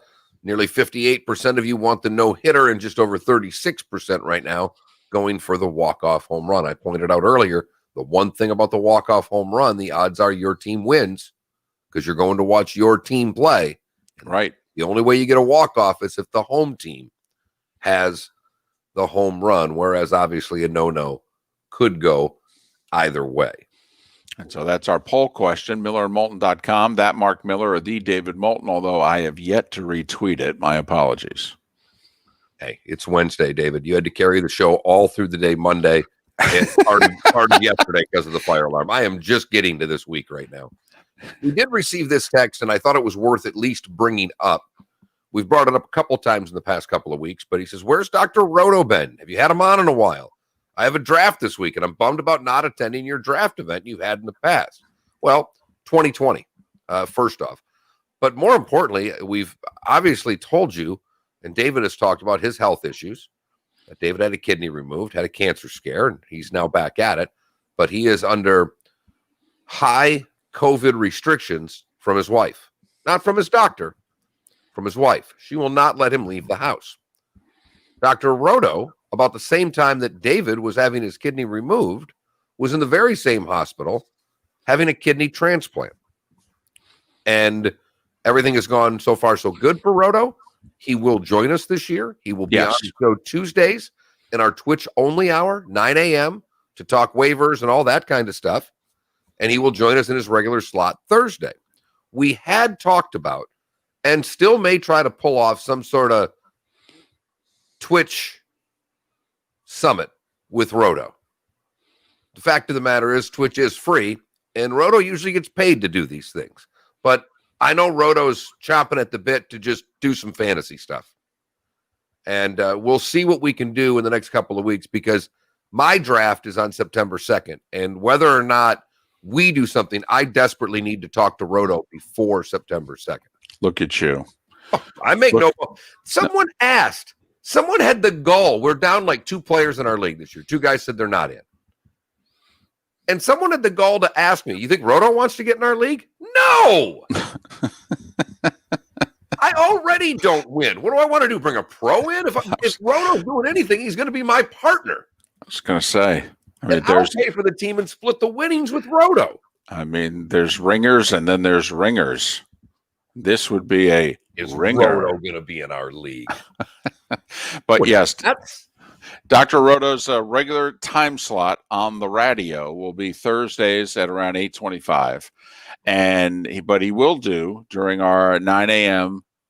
exclusive Twitch hour, beginning the day after Labor Day, September 8th. That's when we're going to debut our bonus Twitch hour, and Roto will be on our very first show. So there you have it. So we will definitely get our share of Roto. I have found myself, I do not watch the 4-letter network all that much anymore. No, you're not alone. But I know. And since going to DirecTV, it was one of those things with Comcast. It was kind of right at the beginning of the HD slot, like 401 or whatever it was. So it was just kind of habit when I turned the TV on to go right to ESPN and then hit guide. Well, I don't do that with DirecTV. I have another channels, my go-to while I hit guide. But I happened to throw something on ESPN the other day. I think I threw the Levitard show on while I was having lunch. And they were just running fantasy football stats because it's on ESPN News. So the sidebar was that day was just all fantasy. I turned the volume down. I just sat there and stared at fantasy numbers for an hour and a half. I was so excited about fantasy football. I have to, you keep doing the days. You keep reminding people about Chiefs and Texans. What are we, 16 days away? 15. 15 days away. I have to keep reminding myself that means fantasy football is going to start about then. And I would have to think that you're not a fantasy guy. I know that. But I would even think right now, if I said, David, there are 5 teams that need someone to draft their team. Can you help out? I think you would be excited to draft teams right now. One, you always like that. But just the fact to be in a room, whether it's on a computer or with people, and to sit there and have a 4-hour, essentially football discussion sounds unbelievably fun right now. Yes. Anything with camaraderie right now. Right. It just sounds so normal. Fun. And while I have to admit, I'm a little Zoom meetinged out. All right. I mean, everybody's wanting to have a Zoom meeting, and it's okay, enough already. We get it. But I would take part in a Zoom fantasy draft in a heartbeat. I'd be thrilled, actually. Right. Just to hear football names. Yep. And I could see why everything's happening a little later, though, this year. I mean, by now, many of the fantasy drafts have already happened. This normally would have been the big week for fantasy drafts. Right. Because last weekend would have been week 3 of the preseason. So this would be it. But I think a lot of people are going to wait even till, darn near Labor Day weekend this year. They're just going late as possible, trying to get information because there just hasn't been any. I've been forced to forego the most important rule that I think is in our league, a live draft. Because it's the greatest night of the year for the league. That's the most fun, is everybody together for the rest of it you can have. The draft's great. But COVID. Miller and Moulton. Wancho here in our Twitch TV chat room. He has a draft Friday and Saturday this coming weekend. Good for you. Good for you, Juan. Good for you. All right. Have some fun. Knock down a few nachos, Wancho. Miller and Moulton. Today was the day when. Coming up next, Seth Everett next hour, Southwest Florida's Fox Sports Radio. The LA Chargers and Philly both reached a 5-year, $135 million contract extension. So what happened yesterday with the LA Chargers is in direct correlation to the fact Plummer, I know he plays fantasy golf. I don't know if it's on DraftKings. He's very good at it too. Afternoons at 3. He's almost as good as golf as he is in football. And he is into it. So big and so fast. But the answer is we didn't. What we did is we took our family business. We hired. Hey, I'm just going to throw this out there. Is it time for all of us to abandon Rory McIlroy? Frameless shower doors showroom. Like next year when we're doing our fantasy golf, is it time to get off the Rory bandwagon? You can trust and I mean, honestly, I'm at the point now, Mark, in which if I'm going to lose money, I want Rory to. I would rather lose it with Rory shoving it up my you-know-what than be betting on him. We wouldn't have picked him and picked anybody else in that top line. We might be winning this thing right now. Right. I think maybe it's time. It has been 6 years since he's won a major. And I got to be honest, he's not contending in a lot of them either. Oh. And for a guy who had it going on heading into March, I have no idea what's happened. But Rory hasn't played worth a blank since golf has resumed. Not worth a blank. Backup camera, no backup camera. Come on. It's a no-brainer, folks. Visit NaplesNissan.com for full. I mean, Mark, I know you hate him, but I mean, if next year starts right now, JT or Rory, I'm going JT. I don't like him, but that doesn't take anything to do with how I look at things. Come on. I mean, he's a machine right now. Although I'll tell you what, we really have to go DJ, and not just because of his last couple of weeks. I mean, the guy wins a tournament every year. I mean, it's really tough not to pick DJ right now. He's going to pass Gary Player and Johnny Miller for a number of PGA Tour wins. And I don't think he's that far away from Trevino. Thousands more nationally. We can make one simple guarantee, and we do. See our licensed medical staff. If we can't show you positive results during that first appointment, that appointment is free. Guys, let's get the wow back in the bed. Plumber, I'll ask him. Go online at My Men's Clinic. Okay. I will ask Roto later today, and I will give the info out tomorrow in the chat room. Again, mymensclinic.com. When we talk the talk, this is what we As for Roto with golf. Right and wrong. we back it up. Talk about what you know. We're Fox Sports Radio. And when we talk the talk, A lot of sports stuff to talk about. we back it up Good sports talk radio. on Fox Sports Radio. We've got our good friend Tim Meister, owner of the Four Meister. Well, thank you for listening, Plumber. Appreciate it. Collection and great pricing on Cortec flooring. Tim, tell us what's new. Yeah, ask him who he's got this week and then text me because I'd like to win some money too. In stock, ready to go, pick up, put down as soon as you want it. Everything from starting at $299 on up with lifetime warranty.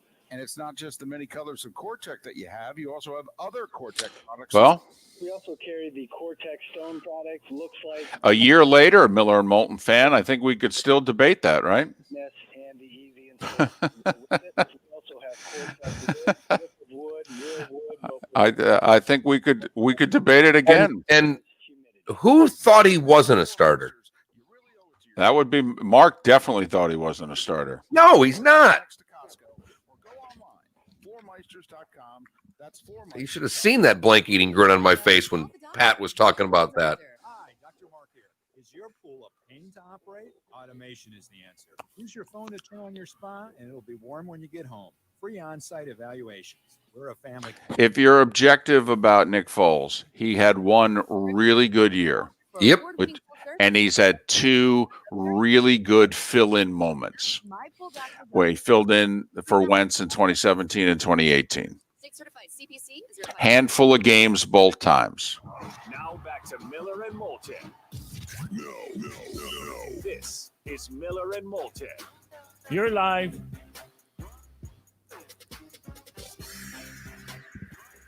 "13 minutes before the hour, Seth Everett will join us in a little more than a half an hour here on Miller and Moulton on Southwest Florida's Fox Sports Radio. We stream the show every day at millerandmoulton.com. Millerandmoulton.com is also where you can go to vote in our daily poll question, which today, in honor of the no-hitter last night, thrown by Lucas Giolito of the White Sox, we ask what would be the most exciting thing that you could see at a ball game. No-hitter, walk-off homer, or benches clearing brawl. We threw that in there just to spice it up a little bit. millerandmoulton.com, that Mark Miller, the David Moulton on Twitter, and vote. We also have a bet going on right now, and got to admit, this feels like a sucker bet. If you were with us yesterday, you know that Mark and his family are having alarm problems. The alarm is going off when it's not supposed to. And I don't know if it's a fire alarm, smoke alarm, whatever it is, but it went off for the first time yesterday at about 4:40 in the morning. Yep. Went off then like 2-3 other times before the start of our show. Did not go off at all during the show. Apparently went off in the middle of the day yesterday about 6 times. Yeah, correct. Mark changed every battery, pulled some things out of the wall, the whole deal, talked to numerous people, on hold for hours, the whole deal, got it all set. They had 12 hours of bliss, 2:42 this morning, much louder than that. And then we set an over-under as to how many times it would happen during the show. Well, after it happened in the show, because it didn't happen yesterday at all. Finally, this morning, it happened. And those listening in the baseball hour got a glimpse of what the alarm sounded like, so much so that I had to turn my mic off for part of the segment. And so we gave you one. It had happened, and we set the over-under at 2.5. And most everybody took the over. Hasn't happened since. So got it 71 minutes. And really about 68 minutes until we sign off. And so it's got to happen 2 more times for those of you that bet the over. I mean, Mark bet the over, I bet the under. Then again, I lost the bet on UCF Ohio State in our poll question yesterday, so I'm just trying to get even. But MillerandMoulton.com is where you can go to vote, miss all that stuff. And also, if you miss any part of the show, that's where our podcasts are. Every hour gets its own podcast, and you can find it at MillerandMoulton.com. Without further ado, time now for... Miller and Moulton. Today was the day one, giving you the history of today's date so you're a beacon of useless knowledge around the office. Useless, but a lot of fun to talk about. This is Today Was the Day When. Fox Sports Radio and FoxSportsFM.com. Brought to you by Norma Jeans by Page Field in Fort Myers. Outstanding. I'm going with a week now with the Need Defunct Business. It's too much work to do it daily. You get a week of your segment, and then they'll be out. We'll get a new one. Do you think anybody's picked up on the fact that therefore their sponsorships are available for all these segments since we're having defunct businesses sponsor Has your them? phone rang? That would be a no. So no, I don't think it's done a thing. No one's donated even a bit. Someone tried to tell me in the Williamson Brothers Marine Talk and Text line that 2 bits is a quarter. I get you. Not in the Twitch world. A bit's apparently a penny. So I'm right. Apparently, I'd love a bit to be 12.5 cents. Right. We start in 1938, something that David and I have been wishing for really every year since, because in every sport, because it was today in 1938 that the NHL dropped the Montreal Maroons from the league. Sorry, guys, just not good enough. You are not good enough. You're out. Didn't make the cut. We're streamlining our operations. You're relegated. Go to whatever other league you want to. You're not playing in ours anymore. You're done. AHL, IHL. I don't know what to tell you. 1939, the first Major League Baseball telecast would be the Reds defeating the Brooklyn Dodgers at Ebbets Field. 1955, the first color telecast of a tennis match was the Davis Cup. 1968, the Beatles released Hey Jude. Heard it did pretty well. 1971, Bobby Orr signs a 5-year deal with the Bruins for $1 million. The first $1 million contract in the National Hockey League. $200,000 a year. For you, David, it was today in 72 that your Cosmos would win the NASL championship. Do you have any idea? Even if I give you the city, their nickname, they beat St. Louis. Strikers. Stars. Damn.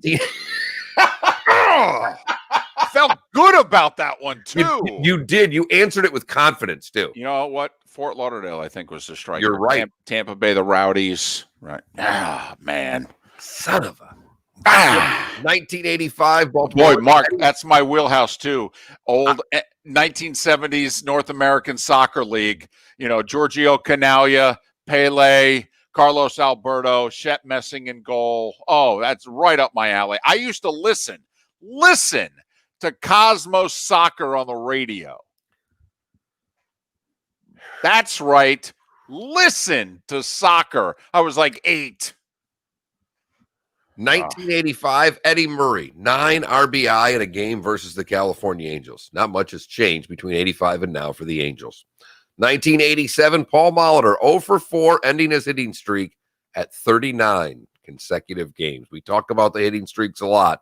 That Rose had the run into the 40s, and we've had one hit to that. Well, Molitor at 39. I thought Benito Santiago also got to 39, or he got real close. But Rose in the 78, I think it was, got to 44. There has not been a hitting streak reach 40 since. In 1990, Bo hit his 4th of 4 consecutive home runs. Man. Right. You know what? Isn't that the career? Isn't that the one of all the players whose careers got ended early by injury? All right. Isn't that the one that if we could have seen that one play out? There is no doubt. 2012, 15-year-old Linda Ko becomes the youngest to win an LPGA Tour event and the first AM to win since 1969. Lydia, I'm sorry. And it was 4 years ago today. A little dyslexia there when I was reading. It was 4 years ago today that this quarterback in San Francisco took a knee at San Diego's Qualcomm Stadium. That's when they were the San Diego Chargers playing the San Francisco 49ers. That is true. Yep. If you were born today, you share your birthday with Mother Teresa, born 110 years ago today. Ben Bradley, born 99 years ago today. It's just, if this line actually happened, it's one of the great lines in All the President's Men, in which he calls Woodward and Bernstein to his house late at night and says, there's not much riding on this or anything, just the Constitution, the First Amendment, and, the events of the free world as we know it. So we really hope you guys get it right. Geraldine Ferraro, born today in 1935, the first female VP candidate. Branford Marcellus, born today 60 years ago, the sax player who was the Tonight Show band leader. He was asked by Carson's band, I think Severson, whoever wrote that song, said, I can write one for you because you get paid on the rights. And Marcellus was like, no, I'll do my own. I'm good. We're okay. Right. You had your run. I can get mine. Melissa McCarthy is 50. Mo Pete, former Flintstone and Raptor, our Toronto Raptors, is 43 today. If you want to feel old, Macaulay Culkin turned 40 years old today. Wow. It's funny. To me, he seems older than that. It's seemingly been around forever. Born today in 1980. And James Harden is 31. And that is Today Was the Day When, brought to you by Norma Jeans, by Page Field in Fort Myers. Hasn't been there in at least 5 years. 31 for Harden, huh? Yep. I don't know how much his game is going to be affected by age. Do you? Because he's not dependent on his athleticism, I don't think, to score his points. No, I mean, as long as they allow him to travel, he should be effective for his entire career. Right. You take 6-7 steps on every shot, you can get open. Exactly. I mean, if that step back is still allowed, and it is. I mean, it's a walk nearly every time. But they're not going to call it. No, can't defend it. If you really think about it, Luka's game winner against the Clippers was very Harden-esque. That had more of a hop to it, though. Sometimes Harden just seems to do that with a few more steps. Yeah, Harden sometimes is like in an airport on one of those, moving things. That's how much space he's taken up so quickly. Miller and Moulton, Seth Everett on the other side. Thanks for listening. Across the nation, America is moving forward, finding our footing, getting back on our feet. Life continues to open up. Businesses are getting back to business, and we are too. We know you rely on the Good Feet store to be there when you You know what, Trenton? That is a great idea. What celebrity makes you feel old? even eliminate. That would be a good question. And I was kind of in Hop's thing. It's unique to every voter. I mean, to find 4, yeah, it could be a little theme of a show back in the day when we took callers. Keeping your health and safety in the forefront. The Good Feet store is lending a hand to help America get back on its feet. Is yet come. Helping to improve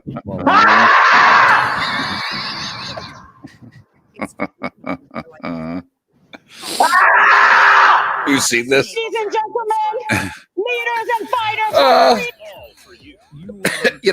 Look, everybody has their own.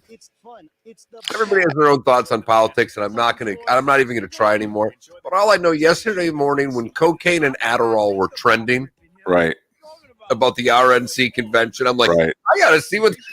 All right, maybe these speeches. DJT Jr.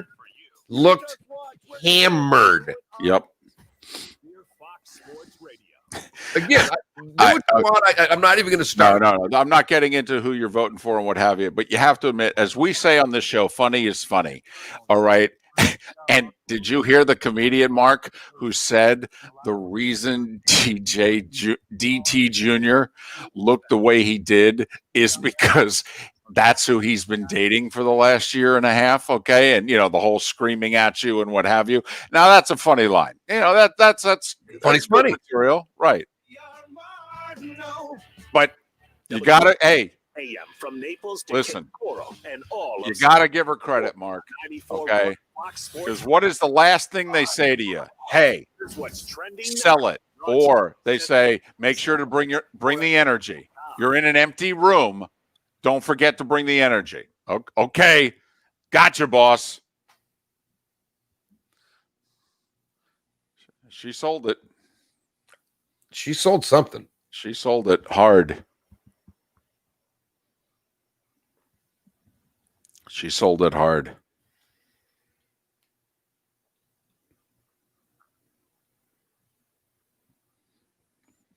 It is interesting, though. We talk about sports, obviously, but, it's interesting. Two completely different approaches to doing the convention. The Democrats went with mostly taped stuff, and the Republicans are doing it live. And I have assured myself to not watch a second. I haven't watched a second of either, but in reading what people are saying, and also, but that the one decided they were going to produce it like a television show. It was great on the circus. The lady that ran the campaign for Hillary is interviewing the lady running the DNC convention, and she's done this is like her 7th in a row that she's done this. And they're talking about going all virtual. She goes, well, it's either going to go really well or this will be my last convention. Either way.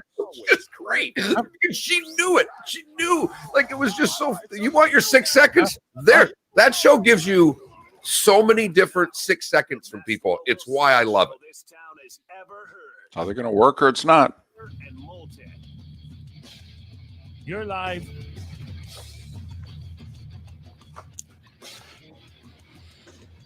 As we approach a couple minutes past the hour on this hump day, the final Wednesday in August of 2020, thanks so much for being with us. Miller and Moulton, Southwest Florida's Fox Sports Radio. We stream the show, millerandmoulton.com. We broadcast it live on the Miller and Moulton YouTube and twitch.tv channels, which are free. You can sign up for them. It's easy. There's a way to get more than what's offered for free on Twitch.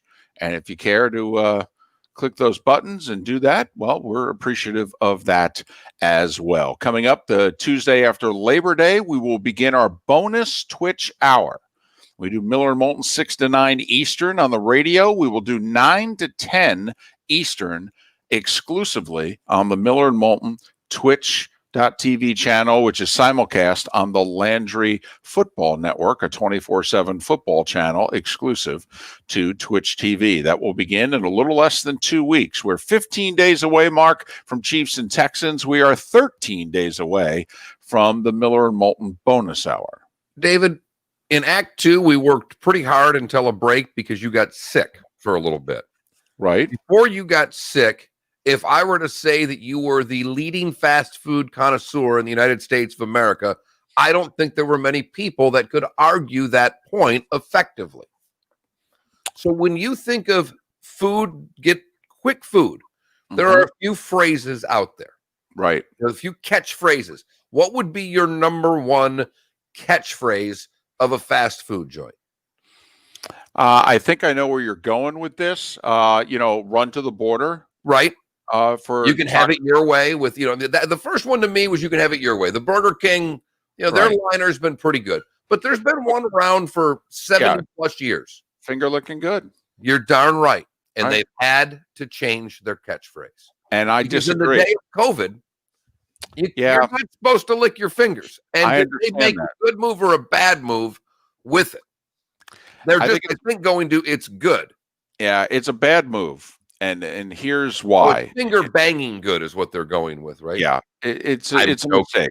It's a mistake. And here's why. You're not selling, hey, lick your fingers during this time. All right. You're selling your product.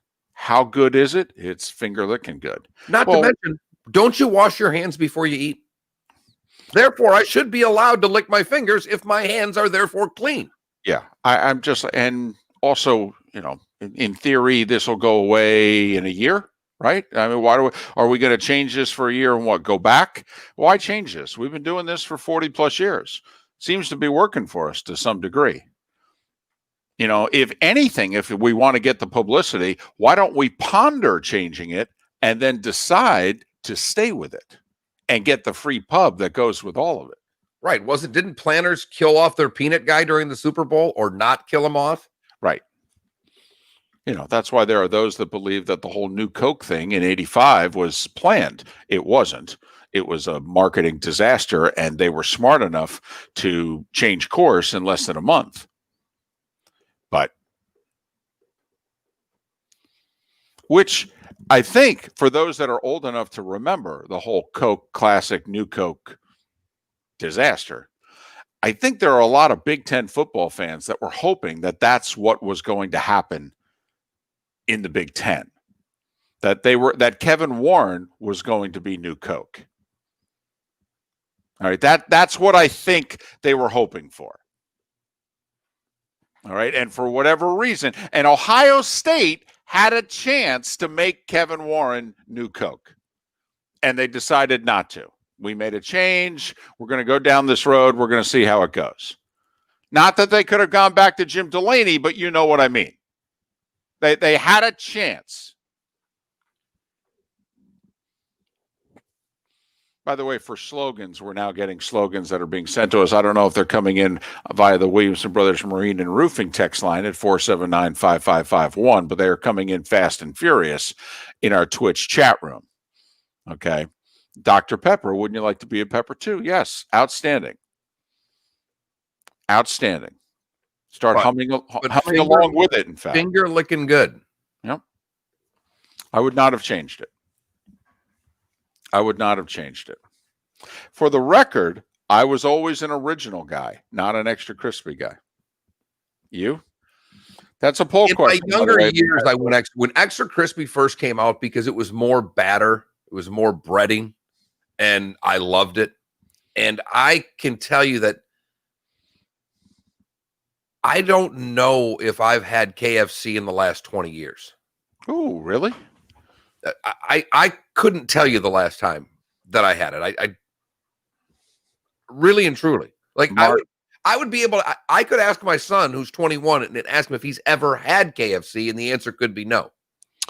And see, Weasel82 in our Twitch chat room is the reason why I have had it far more frequently than you. Any place you can go, Mark, and get mashed potatoes makes my short list. I am a sucker for mashed potatoes. My wife is now on her apology tour. I don't know if any of you have ever had this in a relationship. My wife is on her apology tour. And it's not that she's done anything wrong. I mean, I've had fun accusing her of cheating on me with, because all of a sudden I came home and the garage was clean, and I figure she has to be having an affair with somebody who cleaned the garage because she couldn't do it. But my wife is now, see, I ate everything that I wanted for the first 54 years of my life and the first nearly 27 years of our relationship. It didn't matter. And my wife's had some health problems, and there's a lot of things my wife cannot eat. I'm aware of that. I realized I would have to get her food, but that did not stop me from eating mine. Now, if that made me a bad person, I don't know what to tell you. All right. It just, I've got my food. You've got your food. I feel badly for you. I don't want to eat that. But I'm going to eat here. So now roles are reversed. I'm the one that's having to eat pretty well. And my wife is now having pizza, having mashed potatoes, having things that I'm not supposed to have. And my wife is now about once a week, Mark, she's apologizing. Okay, sorry for eating this. I'm like, oh, no, you don't have to apologize. I didn't hesitate, didn't even think for a moment about not eating what I wanted for the first 27 years of our relationship. You do not have to apologize at all for eating the stuff that now I'm not supposed to eat in front of me. In fact, could you eat more of it? It will feel good watching you eat, to be honest with you. Oh, wow. That's what that used to be like. I remember those days, and I'll remember them fondly, to be honest with you.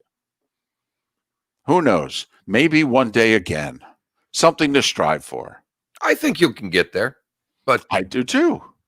But hopefully, my hope for you is that we can, because of this, when you've taken so long away from processed potatoes and, powdered food, that when we get you through this, that we can give you real mashed potatoes and start if you're going to eat the food that you can't, eat the good stuff. Why?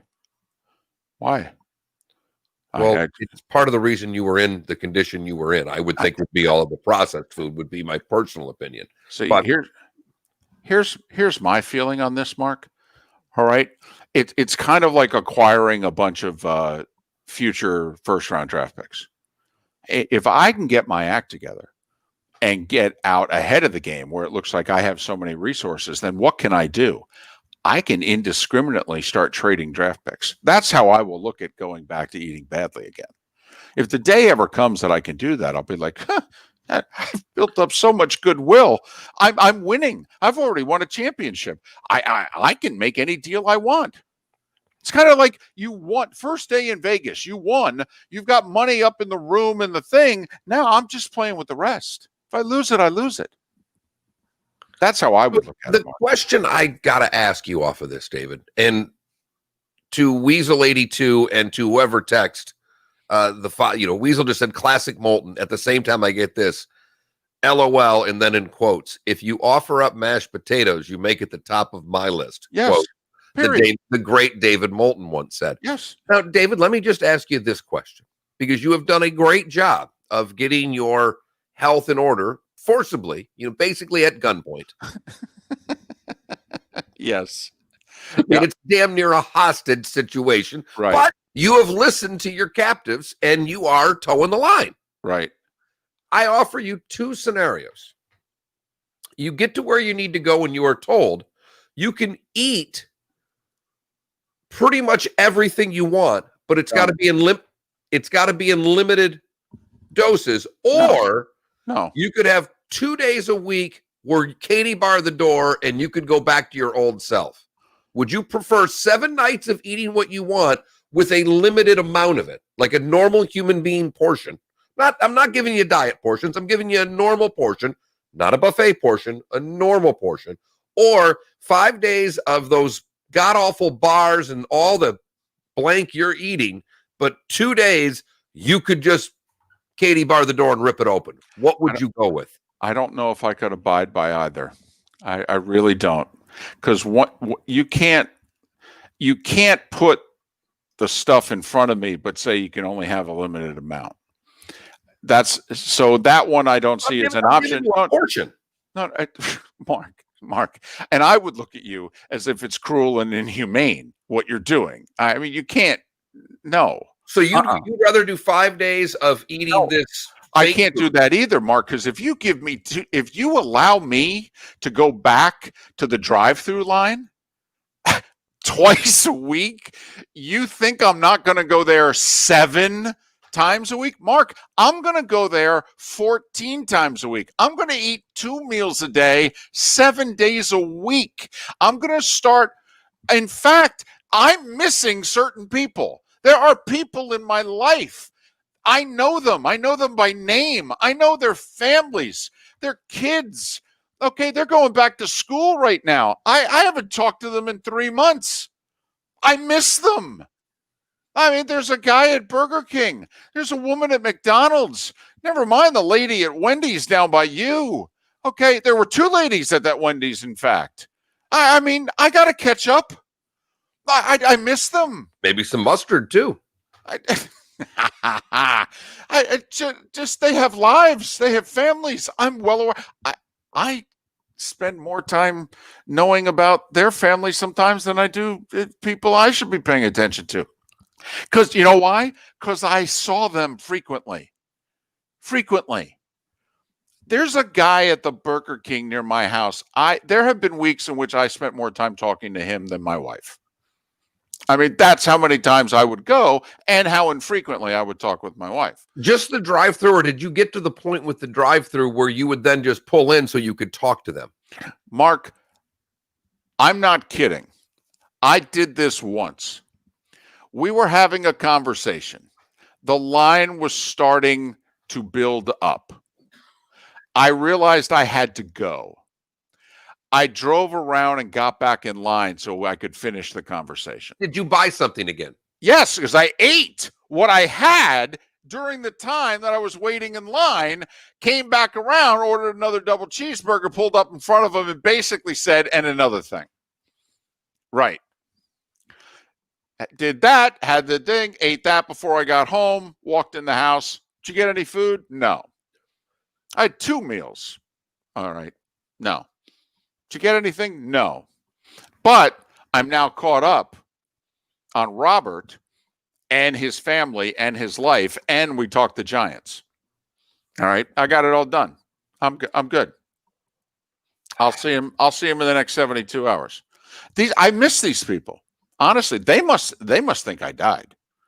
Oh, I'm sure. Unless they listen to the show, they must think I've just dropped off the face of the earth. I mean, profits have to be down. I mean, there are 4 places that they've had to cut staff at these places because of me. I mean, I would pay for 1 week's employ of certain people. There's no doubt in my mind. And yes, Weasel, true story. Got back in line, reordered so I could finish the conversation. Absolutely. I've got nothing for this guy anymore because I was being sincere. I thought I had 2 legitimate options.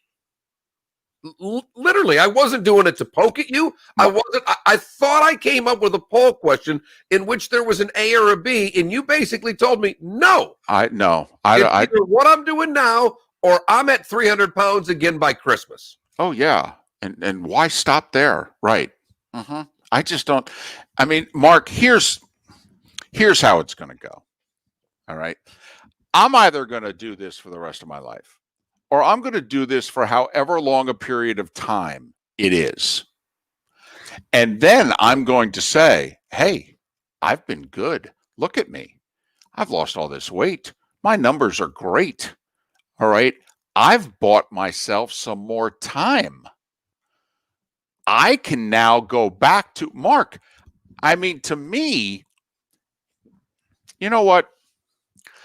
It's kind of like being George Steinbrenner. George ran the Yankees a certain way. All right. So I had some success, didn't have some success. Then George got banned. The Yankees started to run their organization professionally, properly. You know, stockpiling good young players. Oh, I don't know. Derek Jeter, Bernie Williams, Jorge Posada. Hey, guys like that. All right. They kept them. They didn't trade them. They brought them all up together. Andy Pettitte. They let them mature. All right. Then George gets allowed back, and the people around him go, okay, in moderation. You know, we can go buy this guy. We can go buy this guy. But we're going to, and okay, fine. But then imagine if they said to George, well, you've won your championships. Okay. You've won 4 here in 5 years. George, you can do whatever you want. And George said, well, great.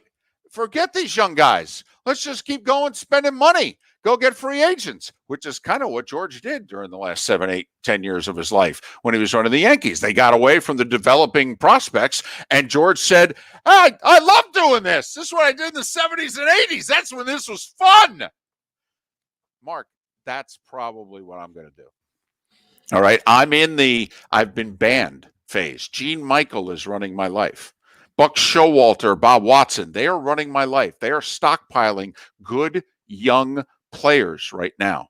And we're going to do good things. Whether as much as I want to kill it, we're going to do good things. But at some point in time, I'm probably going to stop listening to Gene Michael, Bob Watson, and Buck Showalter. And I'm going to go back to being George. And I'm going to go spend a ton of money on Steve Kemp. And I'm going to let Reggie Jackson leave. That's what I'm going to turn the power team into a speed team. Why? Because I feel like it and I can.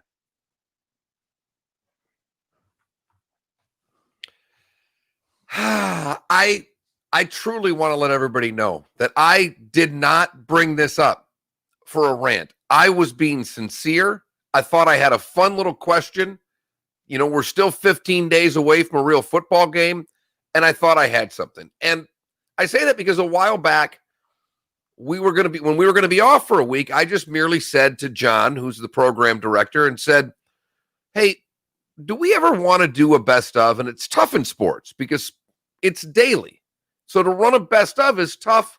It's tough programming because it doesn't always make sense. I just want to let everyone know I have written down 8:26, 8 a.m.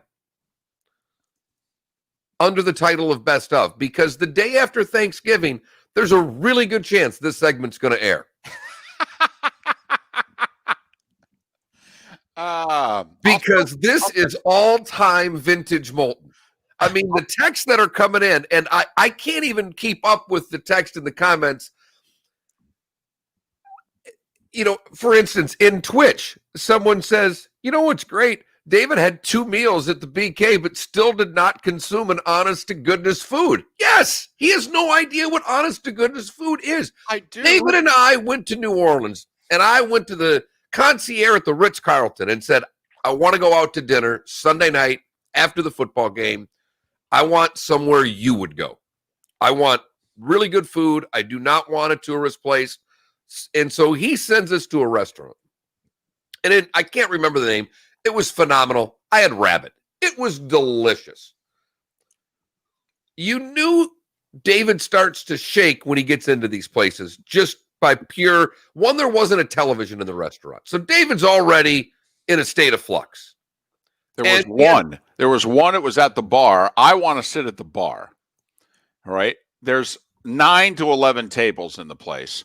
We're in a part of town that no one even wants to claim. All right. That our Uber driver couldn't find. We told the Uber driver, stop. You just passed it. We'll walk the rest of the way. Yeah. Yes. That's where Mark took us to eat. The food was exceptional. I was shaking most of the time. And you knew David was uncomfortable in a high-end joint when we're sitting at the bar having a drink while they're getting our table ready, and David brought everything from the bar with him. My water, his beer, his beer glass. Right. He wanted to make 2 trips to bring everything over. Whereas I'm just getting up and leaving it there for someone else to bring it to me. Because, well, that's what you do. You got any nuts here? Got any cashews? Anything? Honestly, didn't I ask that? You got anything to munch on here? And I am just so you can try, and I tried there, and I probably knew better. So right now, I'm the Yankees of the early 90s. I've been banished.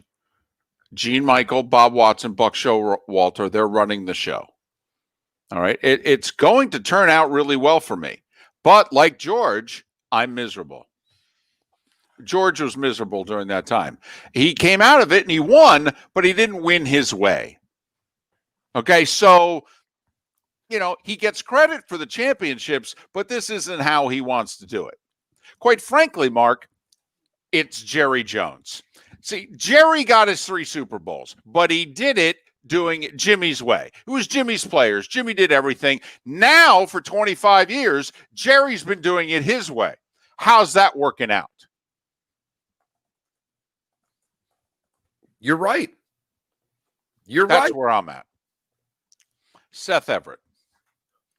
He's next. Miller and Moulton. Southwest Florida's Fox Sports Radio. Swinging a foul ball. All yes. timer. Cashews. Chex Mix and cashews. Timer right there, folks. Yep. Weasel. It was I don't mean the meal. Was a great I mean restaurant. that segment.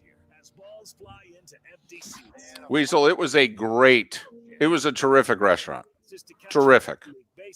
Don't miss your chance to hear something. We thank that guy at the hotel. Slipped him a little something for the effort. West Florida's Fox Sports Radio. Golly. I did. Went back around. You didn't derail the show. I derailed the show. God, that was great. Mark, I don't know if I could do either. I really don't. And I thought I was not being a smart aleck. No. And I thought that was a fairly fair thing because I figured that's about where you'll end up being. Where you're gonna, my buddy Chris lost a bunch of weight and has done really well. Literally 3 years ago at Lent, he said, "I'm gonna give up snacking." And so from that point, he's not very type A. He has his breakfast, he has his lunch, and he has his dinner. No restrictions on what he eats, but he doesn't eat anything in between meals. And he's done really well by it. That's kind of where I was going there. Mark, it was a very legitimate option you gave me there. I just don't think I could do either one. Morning, Seth. Good morning, guys. How are you? How are you? So good right now. Did you redo the place? What do you mean? Your place looks different to me. The lighting looks different. Yeah, she changed his direction. He's got a shade over the window. Gotcha. Shade over the window, and the mic fell, and I put it back. That's Gotcha. my. I gotta get a refill. I'll be right back. I can lower it a little bit. Seth, it looks like mood lighting to me. Oh yeah. I No. can turn a light on. No, it's fine. It looks good. Good. How are you guys? Good. Yeah. Yeah. What chaos today? What have I missed? There was just a question that was submitted in the chat room for you. Oh, yeah. Suggested question 1 for Seth. Are you the Syracuse professor suspended for the flu comment? No. No, and I can't. That's surprising. I was disappointed in that, but I checked my email before I looked for the link from Mark. Was the email from Syracuse going, we have 112 cases. We're going all virtual. But nope. No. Alabama has 560, but Syracuse has 0. I find that both numbers hard to believe. Drew Barrymore coming soon to Wink TV Afternoons. 94.1 I bet you the Alabama number is exaggerated, and I think the Syracuse number is not truthful. Finding our footing, getting back on our feet. Life continues to open up.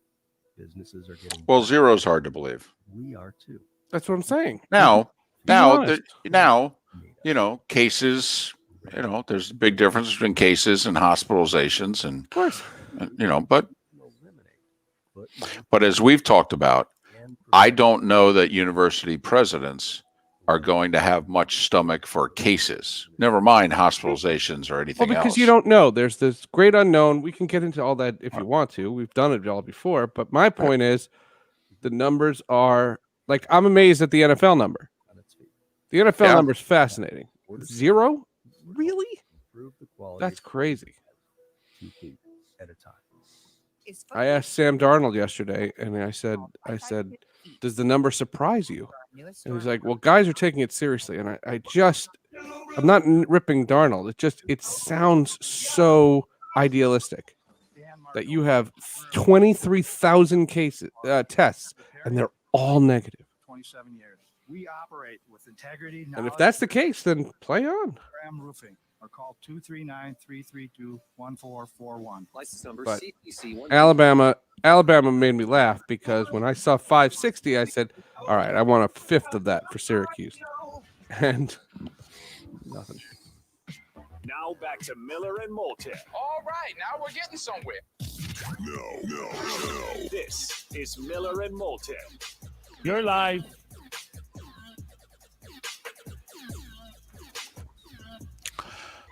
"28 minutes past the hour.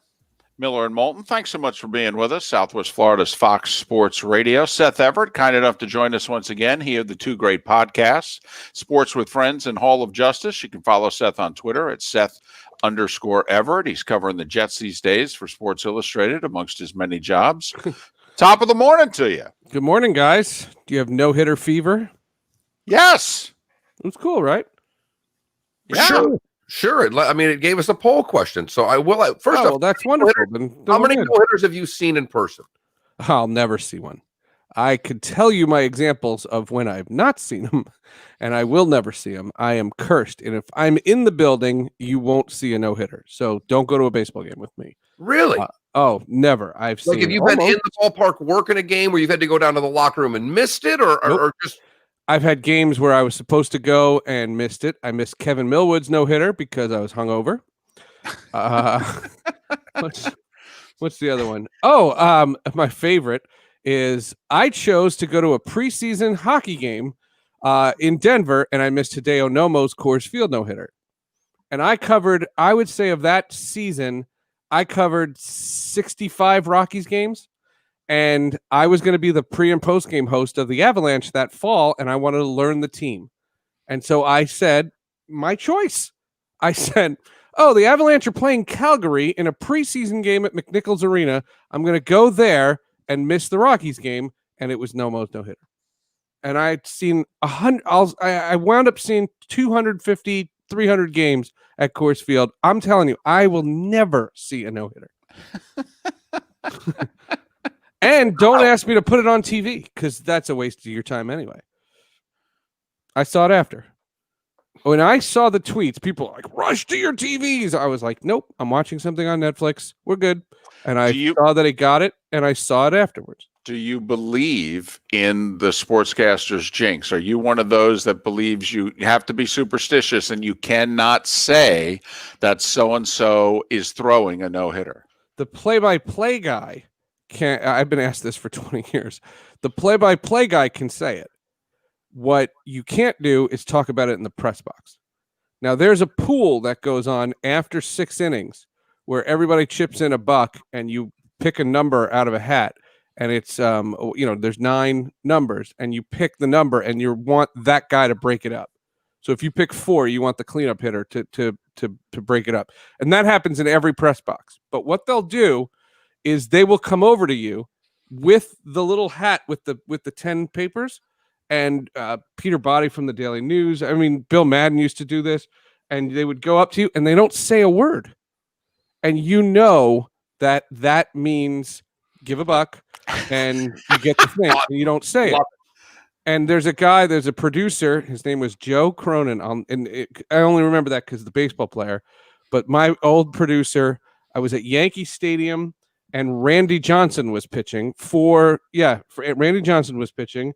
And he says to me, I'm sitting in the stands. It was a light night at the old Yankee Stadium.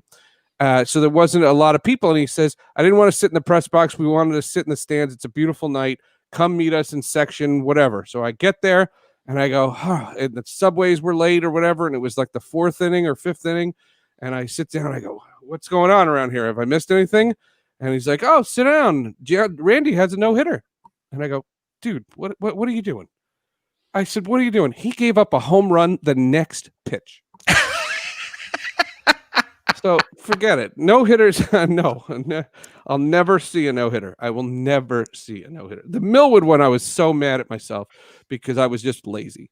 And I could have done that because we used to go on the weekends, drive down to the vet to see the Phillies.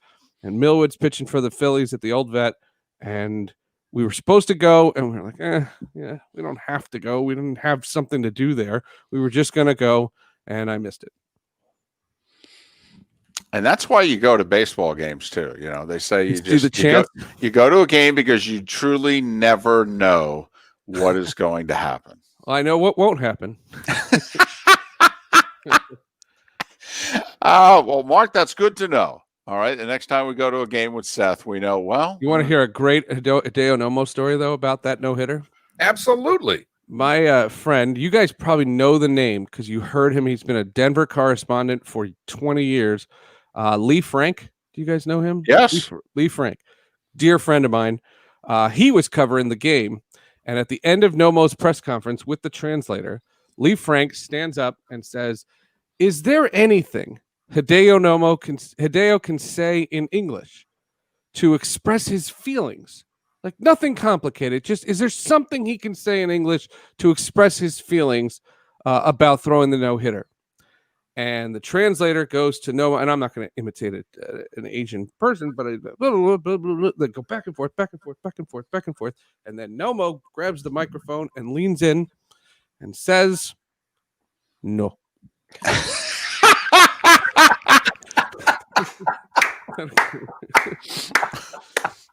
Well, you asked. All right, Seth, a legitimate baseball question. You have been a guy for a couple of weeks now when we've talked because of all of the COVID games that have been postponed that says flat out, hey, we have got to go winning percentage. And I get your reason behind it. However, when I'm looking at where the Marlins and the Cardinals are now, 2 playoff teams, and there's going to be a team that's going to be 3 games or 4 games back going, well, if we just make up this series and sweep them, we'd be in. Baseball is going to have a hell of a dilemma come the end of the season. And I just want to clarify. I never said that that's what I wanted. I think that's what they're going to do. Okay, I'm not. You're suggesting what should be I think done. you're right. It's a hodgepodge. It's a mess, and I think the biggest flaw in this is that they extended the playoffs to now everybody gets a playoff spot, and because of that, you can't push it back any further. Lest we remember my doomsday scenario, which is the Cleveland Indians and the Colorado Rockies in the World Series, and a blizzard wipes out both cities. Like I've said, you're tempting fate, because I know all about COVID, but we also know about weather, and we know some of these cities that have all kinds of problems. So you're just welcoming disaster. I do not blame them for their caution and the fact that these games haven't been played. I don't have a better solution than winning percentage. I don't like it, and I completely agree with you, but that's part of hodgepodge. Hodgepodge is hodgepodge. And this is where, when the NFL has to cancel games, even with false positives on a Saturday night, they find out 10 Chicago Bears get tested and they have to cancel the game. They have to make that game up, because in a 16-game season, you can't not play 16 games. In a 60-game season, could you not play 7 games? And that's a question I don't have the answer to. The one thing I do believe baseball needs to do, though, is they need to force the teams. Like the Cardinals have 41 games in theory to play over 33 days. I don't know if they can do that. I literally don't know if the schedule will allow to schedule enough doubleheaders, and do you have enough matching off days? Never mind if there's going to be weather or COVID in the future. Yep. But there is a day or two after the regular season ends. Like, it would not surprise me, Seth, if, let's just say, the Cardinals are a game or I don't know, 8 percentage points ahead of somebody for a playoff spot. I know exactly. And they say to the Cardinals, you're going to have to play a scheduled doubleheader the day after the regular season ends. Now, if you win the first game, you probably, winning percentage wise, don't have to play the second game. You're in. But I could see for a couple of teams, Seth, where Marlins, Cardinals, in which they say the season ends for September 27th for everybody else, but you guys may be playing on the 28th and maybe even the 29th. I think that baseball is preparing for those scenarios. They are going to keep that as tight-lipped as humanly possible. They're not going to reveal that they would have to do that, because they don't want to get any opinions whatsoever. And I just think they're going to hope that the Cardinals or Marlins play themselves out of it, or they clinch it enough that it wouldn't be an issue. They're going to try. All right, you're totally right. It's a mess. Your beat this year, though, is the Jets. You bet our baseball insider. Oh, you don't want me to be the baseball guy anymore? You are not our Jets insider as well, and I don't know. One no hitter. What are you doing? I'd rather talk Jets than baseball, I guess. Okay. Even though that's they're both grease fires in and of themselves. But with the Jets, we have the Adam Gase situation, but this is a huge year for Gase and Darnold. Regardless, Darnold will still be there. Is he? You've now been able to interview him a couple times. They all talk about the it factor. I'm not going to pin you down on his measurables as a quarterback, but you've interviewed a lot of great athletes. Do you think he has the demeanor to be a big-time athlete in New York City? Demeanor, totally. I think he's more mature. I've been very impressed. I think that he has been very comfortable with the way he conducts himself. I like the fact that he is one of maybe a handful of guys, like 3 guys, that has asked reporters how they're doing with their quarantines. He has talked about coaches. He has talked about how he has turned down offers to go out. He's been very open about it. And he says, guys ask me to go out all the time. I want to play football. I want this. This is all I care about. And I'm taking this seriously. And I think we all should. He's been very, very mature. That's what I've noticed. What I believe is they have 4 new starters on the offensive line who will not have played together against another team until week 1 against Buffalo. I don't know. Connor McGovern is a highly touted center. Mekhi Becton was a first-round draft pick that everybody talks about as a behemoth.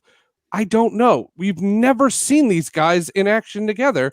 And this is not just the Jets. It's all the teams. This is why I was against canceling the preseason in its entirety, because they literally have no idea. And Chris Herndon's back. Everybody's on the fence of Brashard Perriman. Everybody's impressed with Brashard Perriman. In practice, he looks great, and everybody doesn't know because he was a bust for 4 years, and no one has any idea. So he has targets. He has Le'Veon Bell, who looks like a man on a mission. They should be better. They have a killer schedule. They go to the West Coast 3 times. They play both Super Bowl teams. They could be 6-10 and a better team than last year's 7-9. I think they could even be 5-11 or 4-12, and in theory be a better team than they were last year. And then if Darnold takes the next step and he's a Pro Bowler, does Gase stay? Or do you have a better team and he made the improvements that Douglas set up for him and he still goes, by the wayside? And the offensive guys swear by Gase. The defensive guys could care less. He's Seth Everett. Sports with Friends Hall of Justice are his 2 podcasts. You can follow him on Twitter at Seth_Everett. We normally talk baseball, but this year he's also covering the Jets for Sports Illustrated. I want to combine the 2. We had Pat Kerwin on yesterday. I heard and Pat said, hey, I got to be honest with you, this Zoom thing, I didn't think it was going to work, and it was going to work well. And he said, in actuality, we've had some great conversations with guys, and they seem very relaxed. Mark and I, Mark, if I'm speaking for you falsely, stop me, but we thought there are going to be things that come out of COVID. One of which is when the players get life without reporters in their grill in locker rooms, they're going to say, we don't ever want these guys around again. Okay, but is it working? Is it working? It may not work for you, Seth, but when you're talking to the players, are you getting good stuff from them? Okay, as good or better as what you would get in the room? Because if that's the case, Seth, they're not going to invite you back. Well, from the standpoint, the Jets made a conscious decision to have all the press conferences be in their press conference room, even though they're in Zoom. So the players go to a podium with the Jets background, and they're speaking where they normally speak. In the beginning, it was they were in their houses, and that was weird because they would wait till they got home and then do these interviews. My issue that I'm finding is we were told that if we need a one-on-one or we want a one-on-one, we have to request it. They have to set up a separate Zoom, and I think that's what Pat is talking about. When you're in the with the beat writers, there's 31 people asking questions. And I would say this, I've done maybe 25 Adam Gase press conferences, and I don't think he knows who the hell I am. And that's fine. My whole career has been based on relationships. And a lot of the times what you're talking about is I don't need information like I don't need a recorder and interview people.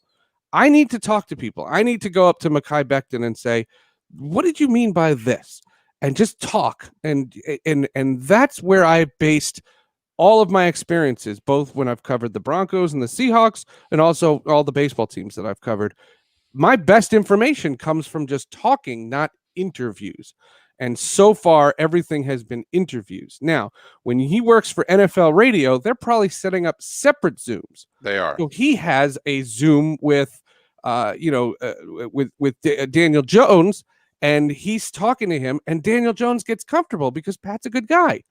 And that's a very different than when Daniel Jones is standing there with 35 reporters all sitting there and Kim Jones going, can you hear me? Can you hear me? And I love Kim, but oh my God, that makes me laugh every time. No, but Seth, that's a great point because as you know, and you covered major leagues. I never really got past the minors, but I've always said as a play-by-play guy, it's not what they tell me in an interview that matters. It's what might happen at lunch. Right. Where they say something that I may never be allowed to really use. Totally.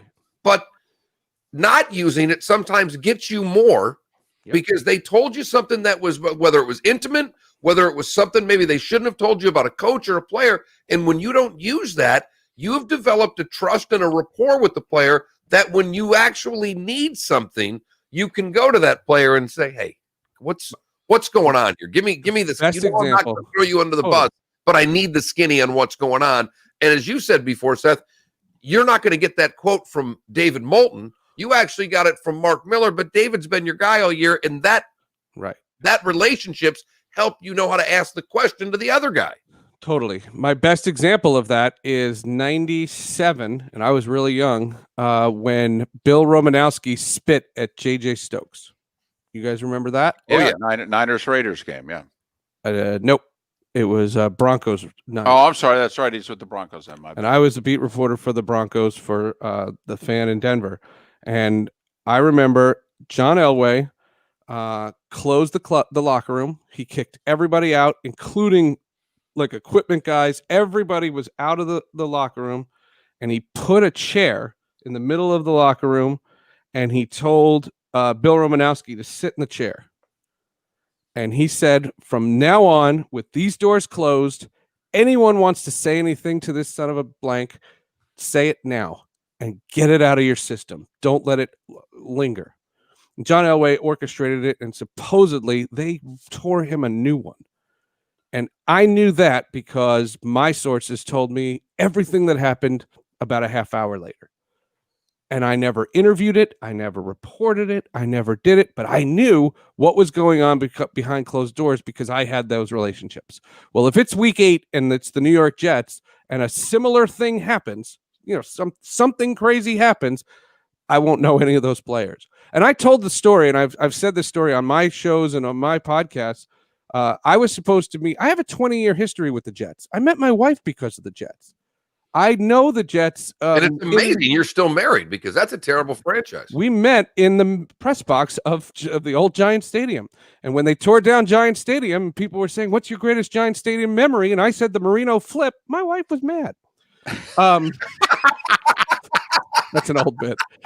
But the argument was like, I don't know Adam Gase and Joe Douglas. And I was supposed to go to the facility the last week in February, and it got postponed because of a dentist appointment from some executive that I've known for 20 years. And then Rudy Gobert tested positive, and the facility was closed. And now I'm on my 5th month, and I don't know Joe Douglas from a hole in the wall. I could have been at the grocery store with him, and I wouldn't know. And I think it's very weird because when I'm writing about Adam Gase and pressure, I'd like to at least know the guy. I'd like to know. There have been so many things written about Adam Gase, and I've heard he's an absolute jerk, but I don't know that because I have the respect to at least ask somebody to have 5-minute conversation. I can read a person. I'll know. And it's a very, very weird feeling. Pat Kerwin's not wrong, but NFL Network gets anybody they want, and NFL Radio gets anybody they want. Seth, press for time. Do want to give you a moment. Sports with Friends Hall of Justice. What do you have this week? Very cool interview. I told you guys about Bram Weinstein last week? Yeah, got the Redskins gig. That was so cool. And he got that story before he got that gig, not because of anything with the name change. That was the harassment case. And that's really interesting. And this week, Mike Yam joins us, the former host of the Pac-12 Network. And here's a little teaser for this. He got let go by the Pac-12 Network before they canceled the season. And it's an amazing story. Mike Yam is a fantastic guest. For Hall of Justice, we're reviewing the DC Fandom. They announced that this weekend. That was an online virtual con thing. And we are doing it live on Wizard World at 4:00. So if you go to their Twitch page, their YouTube page, or Facebook page, you can check out. We're doing a live recording of the Hall of Justice. Seth, as always, appreciate your time and your insight. All the best to you and your family. Hold on. You want to do it in the break? Yeah. Shirt? Do you guys remember Atari? Seth, we are really pressed for time. Break. Thank you. Miller and Moulton. Good, bad, and ugly next. Southwest Florida's Fox Sports Radio. Yes, I remember Atari. Yes, of course. Atari. I played Atari. Do you remember its redheaded stepchild in television? In television, first off, not a redheaded stepchild. In television was decades ahead of video games. Very hard to play, but a great video game system. I was the Intellivision, and I just got this. Wow. Nice. That's pretty good, Seth. That's the Intellivision screen. The Intellivision baseball game where they hadn't invented how to have a fly ball yet, and you could ground out to left field. If you hit a line drive to left field and the guy caught it, you had to throw to first. Because they hadn't figured out fly balls yet. Ugly bag of water in the Twitch chat room said it was his favorite game, and it quote shit all over Atari. Yes, it's the best. Way better. The television was the best. But the controller, you had so many buttons. You needed a damn. And the football, you had to play. You had to do the codes for the play. Yes. A pass down the middle was 9624, and you had to hit 9624 and then hit the pass. Yep. And I love that game, and I have it in my basement. If I could figure out how to connect it to these modern TVs, I would love that. Oh, you can get a one of those RCA to HDMI cable. Yeah, if I ever get a vacation, I'll get on that. Whatever. Whatever. If ever I get a vacation, I work every day. When you start calling what you do work, then we'll, we've said it all along. We don't work for a living. We've been faking it for a long time. Oh, these goddamn SI articles are work. I'll bet. Yeah, well. And editing video clips with Andrew Siciliano, that sucks too. It's work.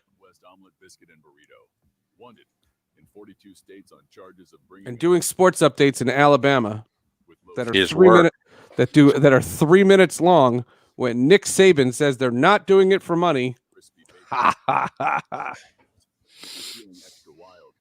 Well, he's right. The players aren't doing it for money, but What a clown.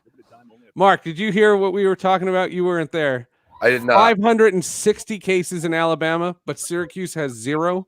Right. Bullshit. Tell me which one. Which number is wrong? Either the Syracuse number is wrong or the Alabama number is wrong. And all I want is 75 cases. 75 Syracuse cases. I hope they're all asymptomatic and they're all fine, but then I don't have to drive tomorrow. This is just all personal for you now. It's all personal. Yeah, you become. You're trying to tell me how hard you work, and all you're doing, you get a real job being a professor, and all you want is out of it. I want to teach. I can easily opt out of it. Teach online.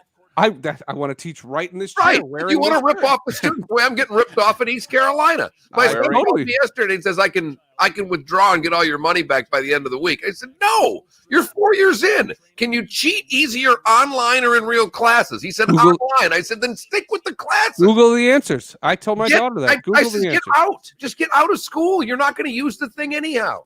I said to her, if you're the one thing I don't want to see is you didn't do the assignment.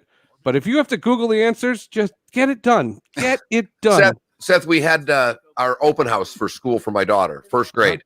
It was a drive-through open house. Everybody masked up. You get the principal out there. You see your teacher's name on your window. We got to stop at number 10 to meet Mrs. Horner, my daughter's first grade teacher, all masked up out the windows. Now it starts raining.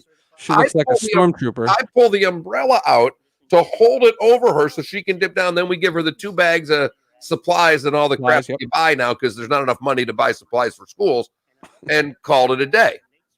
Now, it's not really a bait and switch because it's property tax. We're going to start school on the 31st. If she's in class in October, I'll fall over. I agreed. We went to pick up Chromebooks. Every kid has a Chromebook at our school. I'm ready. We went to do it. And they made the parents come in to the gym. They doubled the population by telling the parents to go in. These kids are in 7th grade. They can't go by themselves. They have no plan. They have no. We got to go. Mark Miller's Good, Bad, and Ugly on Fox Sports Radio. You're live. Remember the good, the bad, and the ugly, brought to you by Jacobson's Department Stores. Jacobson's, with locations in both Fort Myers and Naples. Just not anymore. No, not for years. That was a place I think I got my first suit at a Jacobson's when I was like 7, downtown Saginaw. So we go to Tennessee for the good, where Tennessee baker William Cannabis remembers adding vanilla to brownies just after watching a COVID segment about long lines at food banks. It wasn't right, he thought. People shouldn't be hungry. As the 14-year-old was making his brownies, he had a brainwave. He could raise funds for the local food bank by making and selling every baker's best friend, vanilla extract. Since then, he has made $9,000 in profit, providing over 27,000 meals for those in need. He said, if I can only help one person, I will be satisfied that I have made the difference. However, I would like to do this for as many people as I can. No one should have to worry about hunger. This is my goal for Vanilla Feeds Tomorrow. Nice. Of all of the things through this, I still get overwhelmed by young people having that much foresight to do good things, because all I was thinking about was my Atari.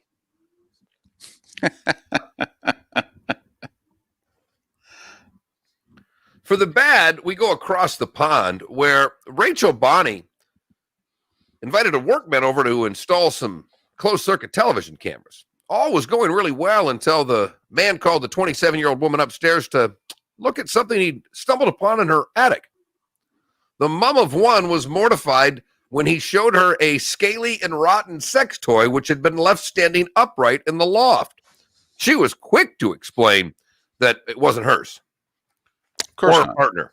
Right. He believes it was left there by the former tenants. A neighbor said they were known for noisy sex sessions. Despite living in the house for a few years, it was the first time she'd been up to the attic. The toy is rotten. It looks like it had been there for 3 years.